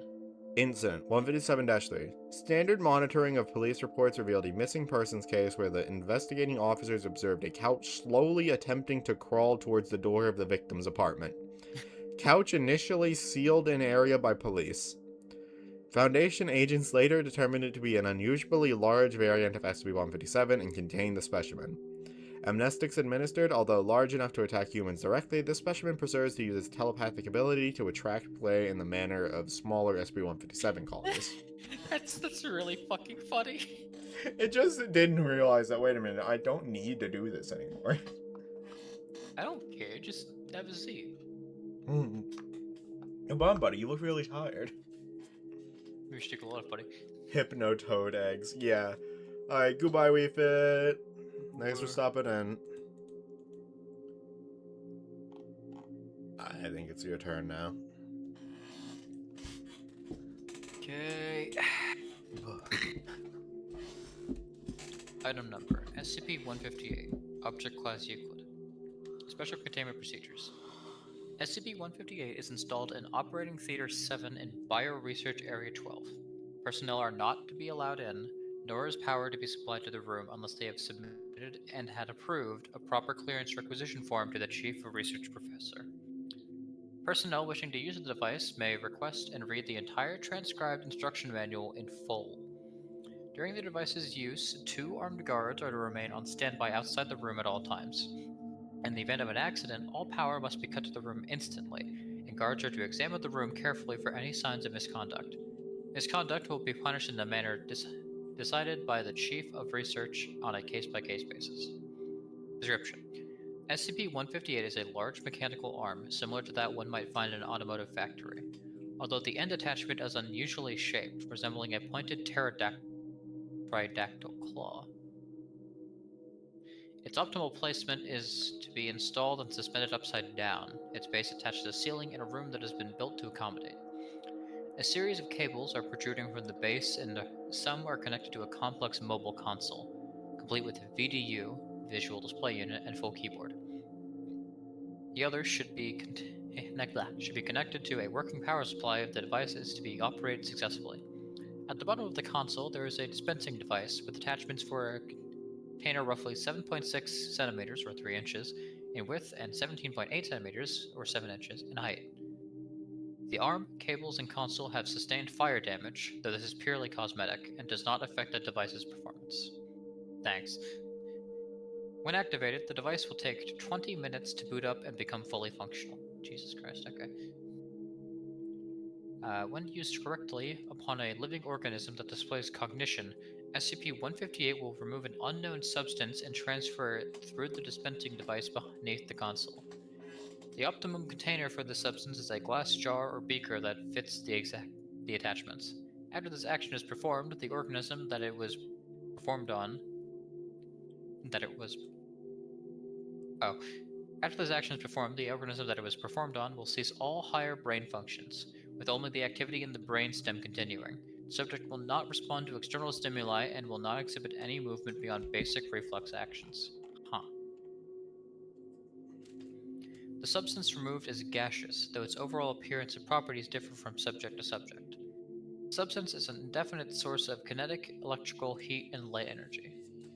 Fuck, okay. Although the rate and output again differ from subject to subject, the average is relatively low. The device was found in late 2007 in Redacted, within a burned-out hospital that had been in apparent disuse for a large, discernible period of time. Rough estimates would put it at over 5 years. Along with the device was a badly damaged owner's manual, which contained instructions on how to use the device. These instructions have since been transcribed and copied numerous times on how to use the device. These instructions have since been... hang on. While the instructions clearly state how to maintain and use the device, the chapters chronicling who built it and what exactly it did were too badly damaged to be read, requiring a process of trial and error to find it. See Experiment Log 158-AA. Would we like to read that now or post, We can finish up the rest of the article and then look at those. Alright, cool. Additional notes. The device is also capable of reversing the extraction, placing the same or a different substance back into the subject. See Experiment Log 158-HE.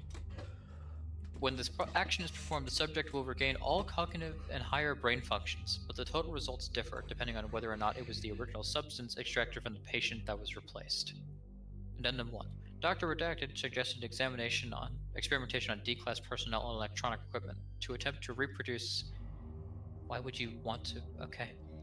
Reproduce SCP-168, SCP-1875, SCP-2306, or similar phenomena. Pending. Addendum 01A. Inspired by the previous addendum, Regulator Redacted has hit on the ingenious notion of using SCP-158 on a test subject and exposing the body to SCP-217 until the virus runs its course, and finally re-injecting the contents back into the transmogrified body. Redacted and Redacted are extremely excited about this proposal and have arranged a meeting with all 12 of the Redacted to discuss the far-reaching benefits of such a technique. Great. I assume that's some, potentially beneficial virus that mutates the brain, or, something, so if you take out the think before it does it, and then put the think back in, hopefully the think won't be changed. I guess. That's what I assume that means. Also, one moment, cat nerd. Yeah, no, I guess it just fucking ventilates your skull so all your intelligence leaks out. Cool. I think what it really is, it's souls. Yeah, it's pulling out people's soul. Yeah, it probably is. Yeah, it's the soul printer. Or extractor. Oh boy. Soul suck. Oh, fuck, that is a name and I hate it. You can just do the first half if you want. No, fuck you. Experiment log of Dr. Heinrich Dreisig. Dresch? Rich. Dresch. Heinrich Dresch. A medical researcher assigned to SCP-158. Date 2008. Fantastic. Experiment 1. The device worked perfectly. It seems the damage to its casing was merely cosmetic, but more interesting is the substance extracted from subject 001A. It's dark brown in color and is some strange cross between liquid and gaseous states. It should be analyzed in around an hour. Attempts to get the subject to show any sort of brain activity have, as of yet, been met with no progress. Still, no great loss there. Experiment 2. This time the substance was a light blue and it seemed more active than the previous one. I wonder if it had anything to do with the difference in age. Experiment 3. The test results came back, but they were inconclusive. They couldn't find anything. Literally. There were no signs that the substance ever existed apart from the steady emitting of light and heat. Anything else? Nothing. Again, the subject has produced another differing sample, different color, and energy output. This is quite odd. Experiment 6. There was a slight accident involving my assistant Lucy. I'm not sure how she managed it, but she knocked the sample from subject 006B onto her laptop. The strange thing was that it was out of power beforehand. Now it's running, despite the fact that both the plug and the battery had been removed. However, there are some irregularities in its actions. Small glitches, nothing serious. Makes me wonder. Oh god. Hey, looks okay, thank you. Experiment 11. This is the last one for the night. The sample is different, just like the rest, but I've been noticing some semblance of a pattern to it. After a few more experiments tomorrow, I believe I'll be able to elaborate. None of the subjects extracted from today have come out of the vegetative state. There's physically nothing wrong with them, nothing at all. I've had them screened for every possible medical anomaly. They're just not there. Lights are on, but no one's home. Still, despite this, I'm keeping them restrained and under guard. And Lucy's laptop, just in case. With the kinds of things that go on around here, it's better to be safe than sorry. Date later of 2008, presumably the next day. Experiment 24. I was right. There is a pattern to it. I'm almost certain the irregularities in the energy output are caused by the subject's age and vitality. As for the difference in color, I think it may be down to the subject's disposition, but I'm not sure. I need to run a couple more tests to get the original files on the subjects. Lucy's laptop is still running, despite not actually having a proper power supply for 2 days. There's no trace of the substance, internal or external. There's not even a mark on the casing. The irregularities are strange, too. If left on an idle word processor, text will write itself, but it's gibberish. Still, it's an experiment that warrants some investigation. Experiment 27. I've tried putting the substance obtained from the subjects into a variety of mechanical and electronic devices. The results are surprising. All of them have begun to work independently of an external power source. The electronic devices exhibited slight glitches of an intermittent nature. Mechanical items worked far more smoothly, although there was still the occasional oddity. The experimentation on the subjects continue. I think we'll stop when we go to around 50. Ugh. God, that's fucked. Yeah. 2008, presumably a good while later. Experiment 45. Substances implanted in the objects have proven to be able to be removed from them using the machine. While they were extracted, they were exactly the same as beforehand, pre-implantation. We could use these as a type of infinite energy, but we'd have to find a way past the constant discrepancies in behavior. I've left the original one in Lucy's computer, much to her chagrin. Fuck, okay, dude. The glitches seem to be getting more frequent and more specific. Now it's opening the word processor itself and types coherent sentences. I've saved them to file for research purposes. The camera and microphone activate themselves and remain on regardless of attempts to turn them off. After a while of doing that, the word processor opened and typed out the words, "Quit it, you asshole!" I'm submitting it for a Turing test. That's fun. Quit it, dick. Experiment 49. The laptop passed the test and has displayed characteristics similar to subject 006B, the original donor, although subject states that it has no memory of the time passed when it was inserted in the laptop. This confirms my suspicions. Against all logic and scientific reason, SCP-158 is a device that extracts what most people would term a soul. This only opens up the possibilities for experimentation. The session, however, is over. Notes. Dr. Dreisch is promoted to the head of studies regarding SCP-158. Further experimentations on SCP-158 and its products will continue. This is actually a really cool concept for. I really like this. I really like this concept. I kind of wish they didn't write the experiment logs like this. These are more like the notes under an experiment log.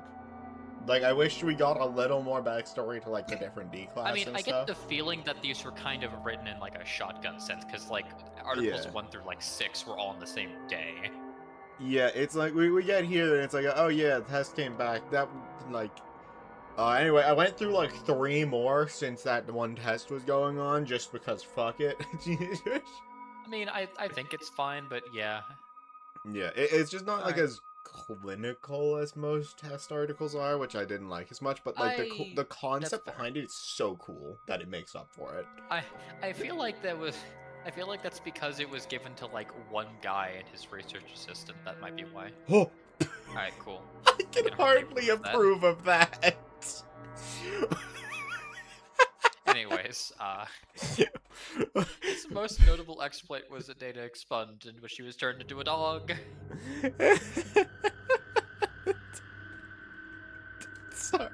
Sorry, give me a minute. This is. Oh, it's pretty good.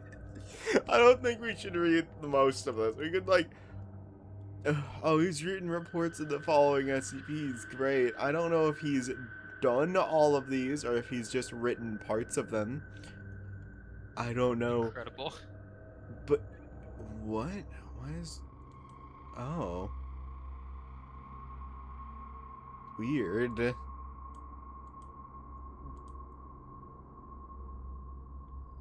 Flower. Okay, never mind. Get me outta here. I just really like the picture of a dog in a suit with the subtitle. I can hardly approve of that. That was really funny to me. This is fantastic.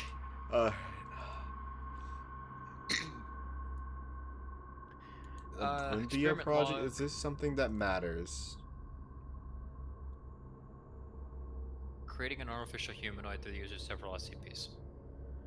Okay, well, that's as far as we're reading into this right now. Fuck you. Yeah. Good to know what it is, though. I'm glad I did click Yeah. on that. God, Yeah, that is kind of cool in concept, though. It's like a project consisting of multiple SCPs to try to reach a goal and, like, see. That's what, like, a lot of the later articles are more like, is, like, a resulting SCP of them trying to do something. They used SCP-500 as a raw material. What?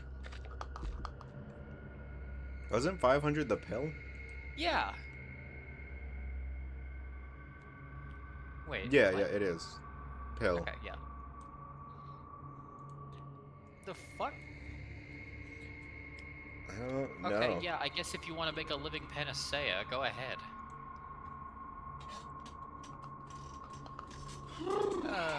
Alright. If you need me to log take of- over an experiment log or two, just let me know. Experiment log of Professor K.P. Crow regarding SCP-158 and use for the Olympia Project. Date 29th of November 2008.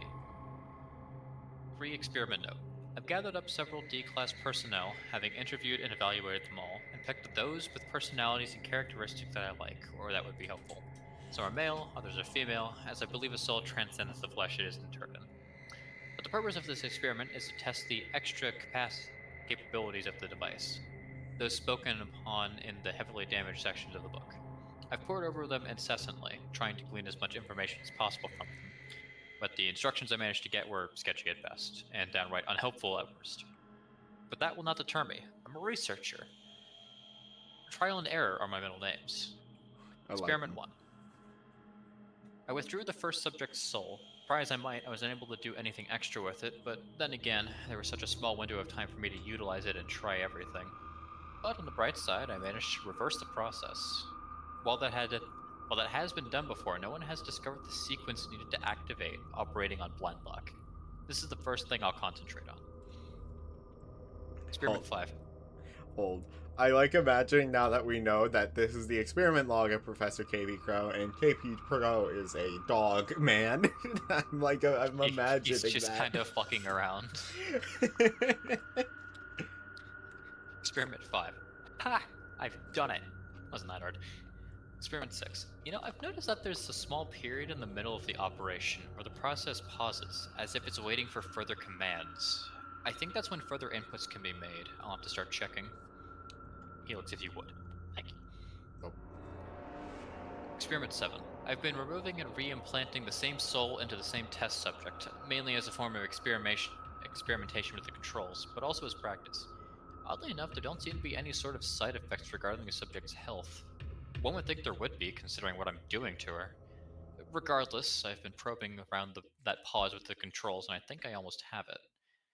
Experiment 8. I made it begin the movements of something else entirely before it paused again, and resumed its original course. I almost had it. Experiment 11. I got it. It completely stopped during the pause, and a completely new set of options appeared on the monitor, being things like split, merge, remove aspects, add aspects, and combined aspects from this. From this, I can only deduce that the device is capable of internally storing and modifying these souls for use on other subjects. This is exactly what I was looking for. Dates 30th of November 2008. Experiment 12. The aspects that this that the machine talks about are difficult to define properly. They're all notated by a single word each, often something obscure from various religious texts. Hang on. I've had to pore over the holy books of at least 4 major religions and 6 minor ones just to understand what the hell the machine is trying to tell me, and even then, I'm not entirely sure I understand. As far as I know, most of these aspects are facets of the person's personality and their general basic behavior, as well as things like willpower, understanding, conscience, creativity, empathy, and drive. This may take some time to figure out. Experiment 37. This is taking much, much longer than I had initially anticipated. So far, I've discovered that the device itself can store up to 10 different souls and their composite aspects, and modify them internally. Finding out exactly what each aspect corresponds to is difficult, to say the least.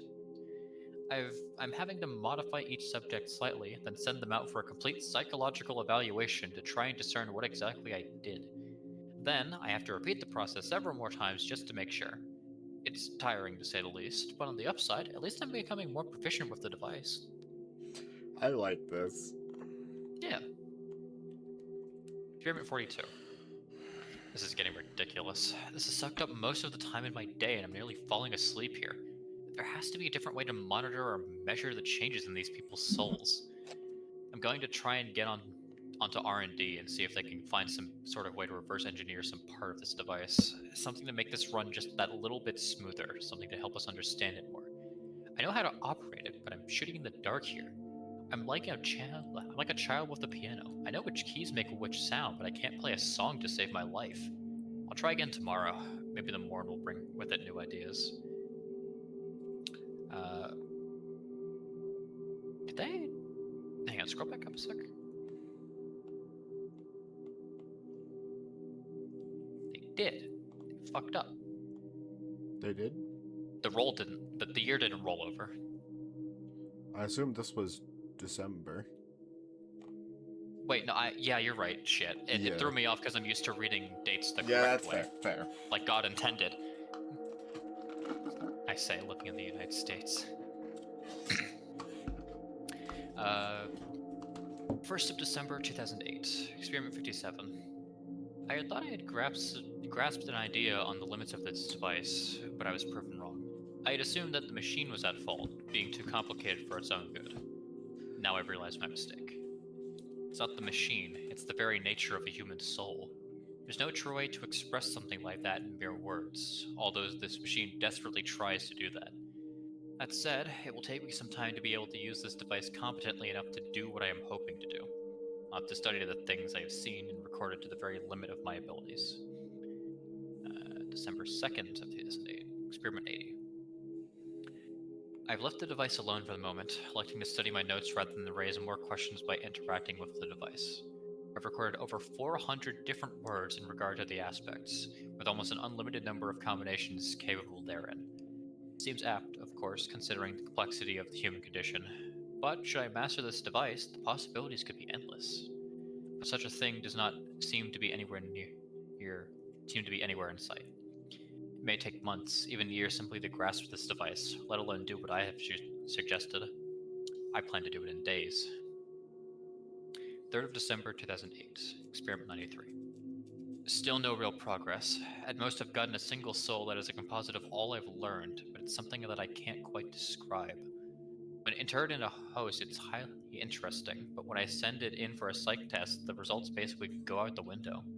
We can't get a valid result, which in and of itself is impossible. Helix, if you would. Experiment 95. I've been modifying this composite soul, which I'll dub Subject 0 for the time being, and every time I do so, I get the feeling there's more to this than meets the eye. It seems to be more aware of its surroundings, more knowledgeable than its host should allow, displaying an intellect that would outstrip most researchers in this place many times over, possibly even me. Experiment 107. My god, this is unprecedented. The reason why the evaluations were so inclusive, why Zero seemed so knowledgeable, why it seemed to be able to see another world around it, they all make sense now. Subject 0, by some fluke of chance or by my meddling with this machine, somehow, simultaneously exists on this plane of existence and several others. I have created an entity that exists beyond the scope of human interaction, a consciousness that can see and hear and feel and think outside of this realm. It is aware of what I have been doing, and it appreciates my having created it. It is, in a sense, immortal. Even if its physical host is destroyed, it is capable of continuing to survive beyond that, only slightly limited in this level of existence. It revealed the truth to me, and I have asked it to answer my questions for the evaluation honestly. It agreed. Experiment 110. Zero would make an excellent candidate for my assistant. It respects and admires me for its creation, much like a child would an endearing father figure. I have assured it that it would be treated well and that I will give it a host to the best of my abilities to create. All that it asked of me was that it be given a name other than Zero. A name, not a number. I told it to give itself a name, to christen itself whatever it wishes. It told me it would have to think about it. End of session. Notes. The composite soul has been accepted as a component for the Olympia project. This is a really good one. I really like this. Hell yeah. I love these Fucking experiment mods. KP Crow cooked, holy hell. Yeah. Oh, and that was it too. Damn it! Yeah. But God, that is really interesting.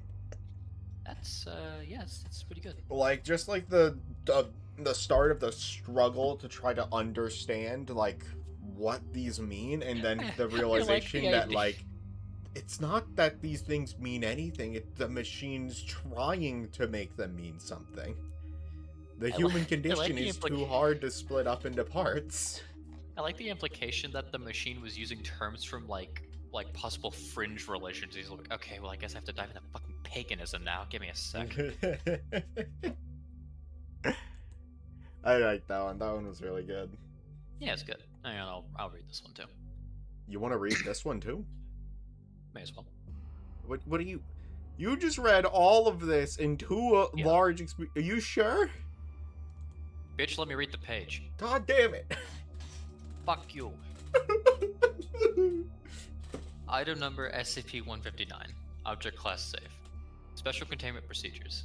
SCP-159 is currently kept in a secure storage locker at Site Redacted. Knowledge of SCP-159 is restricted to those of level 3 or higher, and access is restricted to level 4 or higher. SCP-159 may not be used by any personnel except for extenuating circumstances. O5 Command may order SCP-159 to be moved at any time that it becomes necessary to use SCP-159 to prevent a destructive scenario. In the event that SCP-159 is utilized in this way, it is to be powered by a dedicated high-efficiency generator, and a spare supply of fuel is to be kept on hand. There is to be at least 2 personnel on standby during SCP-159's operation at all times. Description: SCP-159 has the appearance of a standard neon sign reading "Open," of the style commonly found in small businesses. When SCP-159 is displayed through a window of a building and deactivated by removing it from a standard power outlet, Helix, if you would, there's a footnote there. Yeah, my bad. As opposed to utilizing the on-off switch. You know what? Fair enough, that one's on me. The building will become impossible to enter by any means. Okay, cool. The locking effect ceases immediately when SCP-159 is reattached to a power outlet. If SCP-159 is switched off and then removed from its power outlet, its effect will not activate. When SCP-159's locking effect is active, the structure which is displayed within will become effectively indestructible from the outside. Building materials will withstand forces that would normally destroy them, up to and possibly surpassing moderate artillery bombardment. The affected structure will remain completely undamaged. Testing has shown that protected structures will be unharmed by heat, hurricanes, speed winds, kinetic force, undermining, tunneling, explosive charges placed on the outside of the structure, electrical current, microwave, ultraviolet, X-ray, neutronic gamma radiation, and vehicular impact. I like how they listed ramming a Ford F-150 into the side of it as the last thing. Yeah, we tried gamma radiation radiating and then the building. Ford F-160. Let's go. Fucking fill with a Chevy. Fantastic.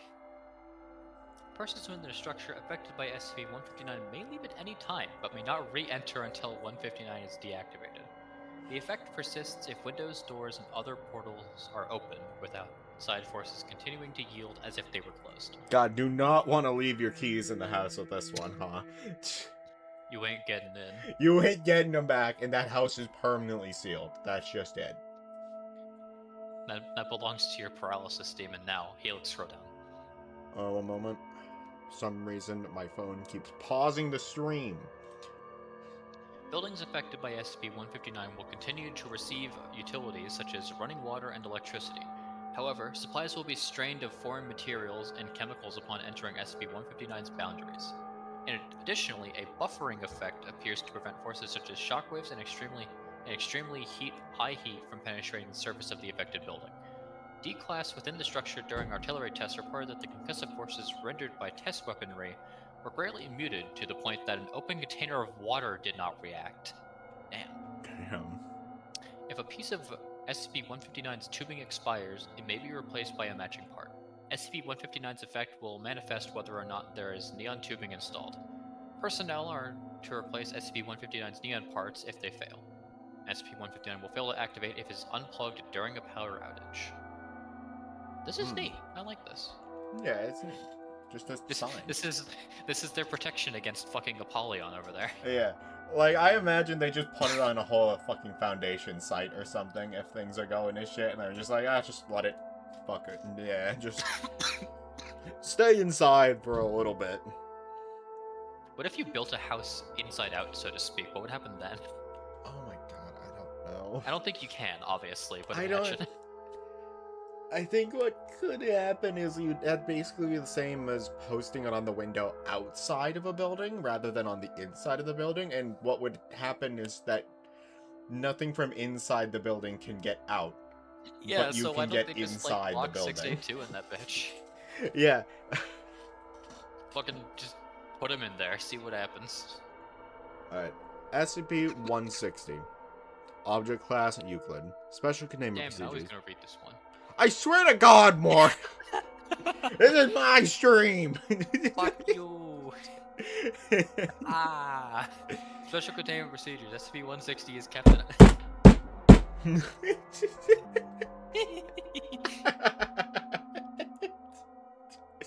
Do you actually want this one? No, Okay. it's fine. For anything, I probably need a break. That's fair. That's what I'm expecting. Special Containment Procedures. SCP-160. during initial containment. Special Containment Procedures. SCP-160 is kept in a secure biocontainment chamber at Site Redacted. SCP-160 is to be fed live prey in the form of a rabbit or other animal of similar mass once per week, with feeding to be performed via automated delivery system only. Experimentation with SCP-160 may only be performed with prior permission from at least 2 Level 3 personnel, and any personnel entering the chamber must wear an armored suit at all times. One moment. Okay. Description. SCP-160 appears to be a quadriflyer unmanned aerial vehicle, a UAV, with a diameter of approximately 1.1 meters at its widest point. Similar to the Redacted model manufactured by the Redacted Corporation, it is devoid of any identifying marks or manufacturing labels, though visual inspection of SCP-160 has revealed signs of scratches and other superficial damage indicating that prior identifying labels may have been removed. SCP-160 operates continuously and completely autonomous from any identified control source, and exhibits behavior similar to that of predatory birds. It will actively hunt prey such as rodents and other small animals, and upon locating such prey, dive down at high speed and impale its prey with what appears to be a metallic proboscis. Analysis of its prey shows that it then injects a highly caustic substance that liquefies at the internal organs and extracts the resulting slurry. SCP-160 will generally avoid humans and larger animals, but has been recorded using its proboscis in self-defense. Injuries inflicted by SCP-160 are extremely painful and can cause death via liquefaction of vital organs or internal bleeding. Further research on SCP-160 is underway, but has proven difficult due to SCP-160's continuous operation.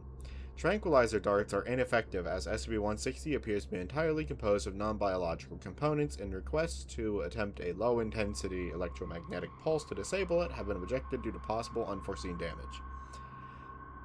SCP-160 was discovered by Foundation agents on Redacted following multiple reports of household pets from the town of Redacted disappearing and subsequently being found dead under unusual circumstances. SCP-160 was quickly identified and lured into transport vehicle by a containment team and subsequently taken to Site Redacted. A search of the area turned up over Redacted desiccated small animals, including house cats, rabbits, wild rodents, and miniature dogs. It just fucking hates wildlife, I guess. It's hungry. That's probably just what it uses to fuel itself, really. I mean, yeah, this is just fucking precursor to Ultra Kill, You actually. remember Holy shit. the soul extractor? They just took the soul of a fucking hawk and put it in a drone. Oh yeah, they didn't really test that with animals, did they? Not really. Actually, wait, no, they have to be like a cognizant thing. Also gay. I don't understand why just like at random times we'll get the Pride Foundation. There's nothing wrong with that, but like it's like we'll go through like 5 articles and then suddenly it's just it's I there think it's again. just something that you can set on your page, which fair enough. Maybe. That's what I assume, because there are those ones that we see in later entries where it's like a completely different fucking web page. Yeah. Still hate that shit. I'm gonna be honest with you. SCP-161. Item number. But I was gonna. I need to fucking stop doing that. Alright. Item number SCP-161. Object Class Euclid. Special Containment Procedures. All 3 instances of SCP-161 are to be kept in separate containers in Containment Locker 34 Zeta. Each container is to be triple locked, with all 9 keys to go to separate members of senior staff. Once every 3 months, each individual instance of SCP-161 is to be removed from containment.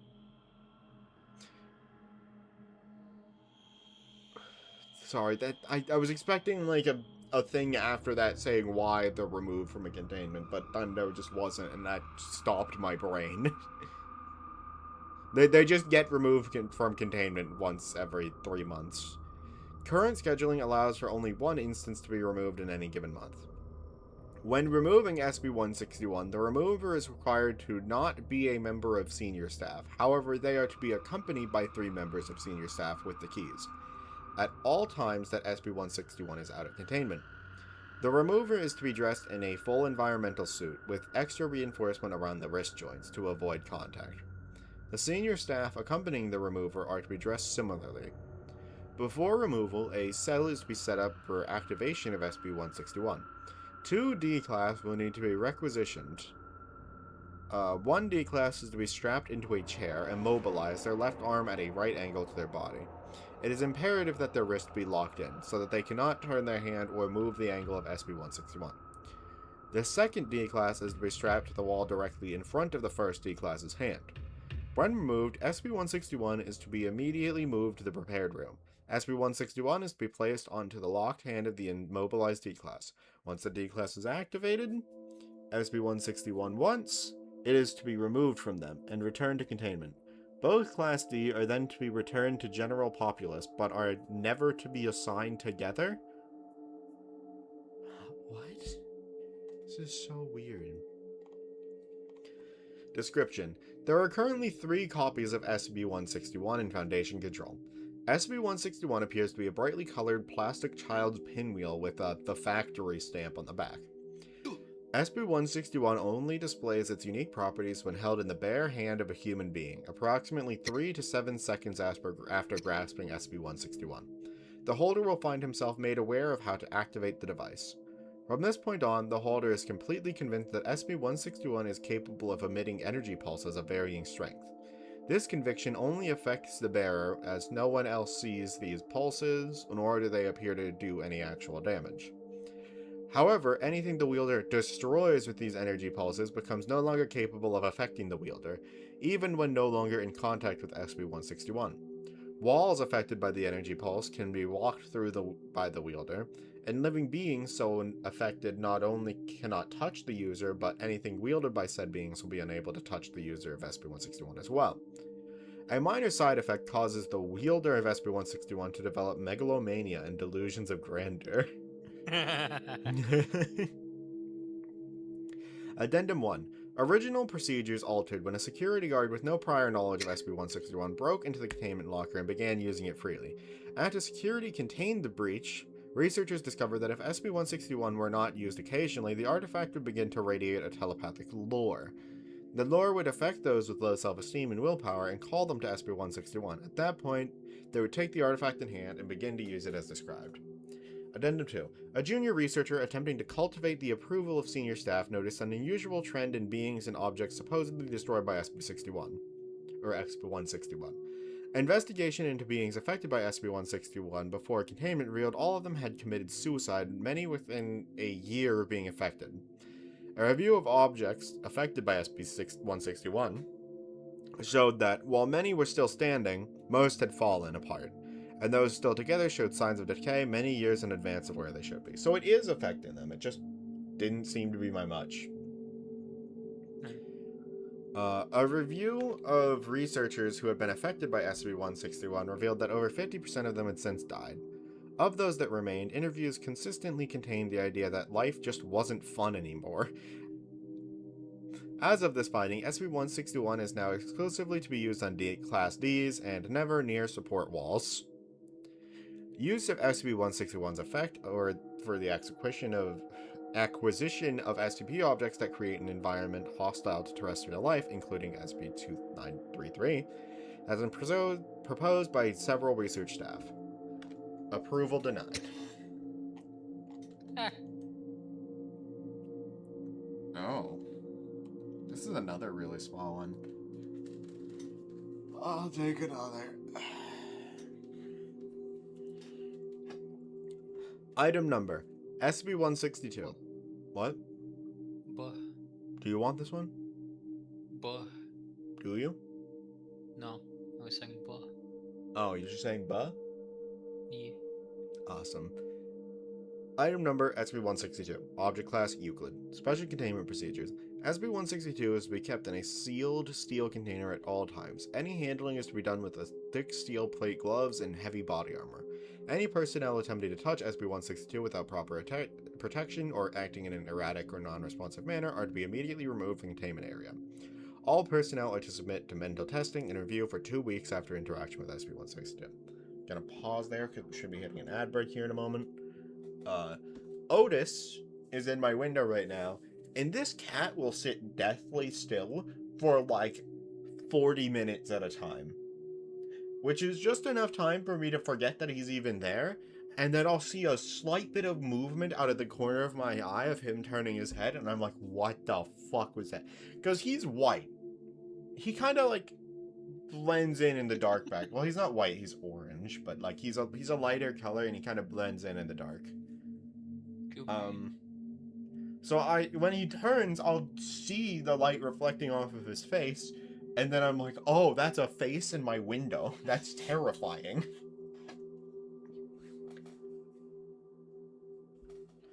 God, he needs to stop doing that. But he loves looking out the window. Alright. Description. SCP-162 is a mass of fish hooks.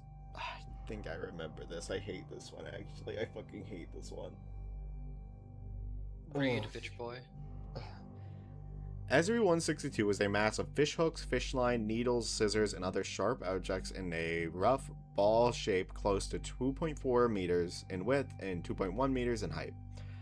After being in SCP-162's vicinity, subjects have reported feeling drawn to the object in order to touch it. The desire can extend for several weeks after seeing the item, becoming obsession in many cases. The draw increases the more SCP-162 is observed, and subjects will become violent towards anyone attempting to restrain or remove them from SCP-162. Touching SCP-162 will immediately result in several hooks becoming embedded in the subject's skin. The experience is extremely painful, much more so than normal fish hooks. Struggling or attempting to escape will ensnare the subject more, likely resulting in the subject's complete entrapment on the surface of SCP-162. Subject will bleed profusely, resulting in death after a prolonged period of time. Subjects whose skin is impenetrable to SCP-162's fish hooks, such as SCP-1063, have proven to be immune to SCP-162's compulsion effects. Attempting to remove a subject from SCP-162 will result in the entrapment of the remover, or gross bodily harm to the subject's flesh. Subjects will many times cycle between expressing extreme pain and requesting assistance, to statements of pleasure and requests to be left alone, even attempting to grab and entangle personnel attempting to rescue them. activation of SB-1114 within the proximity of SB-162 has proven to be an effective means of freeing a subject from entrapment. Though SB-162 convulsion effect still remains. Yeah, I don't like that one. I don't like the idea of just like pins and needles and hooks just attaching to every part of someone's skin. Like Terraria spike ball. pretty much. Here's a Mord article. No, I don't wanna. That's fair. Do we call it right here then? Just... Anyways, it's gonna be a free streak. Do you think that's a good point to leave it, or should we do a few more? I think, actually, we're 10 away from the guy. We could hit him next time. No, what I mean is if we leave it here, then we have 11 to do. But yeah, we started on 146 today, by the way. yeah, a lot of these, honestly, I actually really appreciate that the ones in like the mid hundreds range are shorter for a lot of them. Was that 17 that we did? Something like that. Yeah, I think we could definitely hit Shy Guy next time. Or not Shy Guy, fucking Yeah. Peanut. My bad. That's what I don't remember the Don't name, look so- at me, man. Man who you want to look at exclusively. Yeah. I think we can hit that one next time as long as we don't get hit with like 17 large articles. I mean, even if we don't, I'm just surprised that we're this close to the guy already. Yeah, I've been really enjoying this series. Yeah. It's really cool to see a lot of the lesser known SCPs that don't get any coverage. So when do we want to start taking suggestions? I don't know. For the moment, I'm still enjoying this a lot. Oh yeah, I'm not saying that would replace what we're doing. I'm saying maybe like Yeah. we could do that as well, like at the start or at the end of a stream we could read some recommended ones, because I'm gonna be honest with you, Helix, I think I'm gonna be at Yeah. retirement age by the time we hit the 9000s.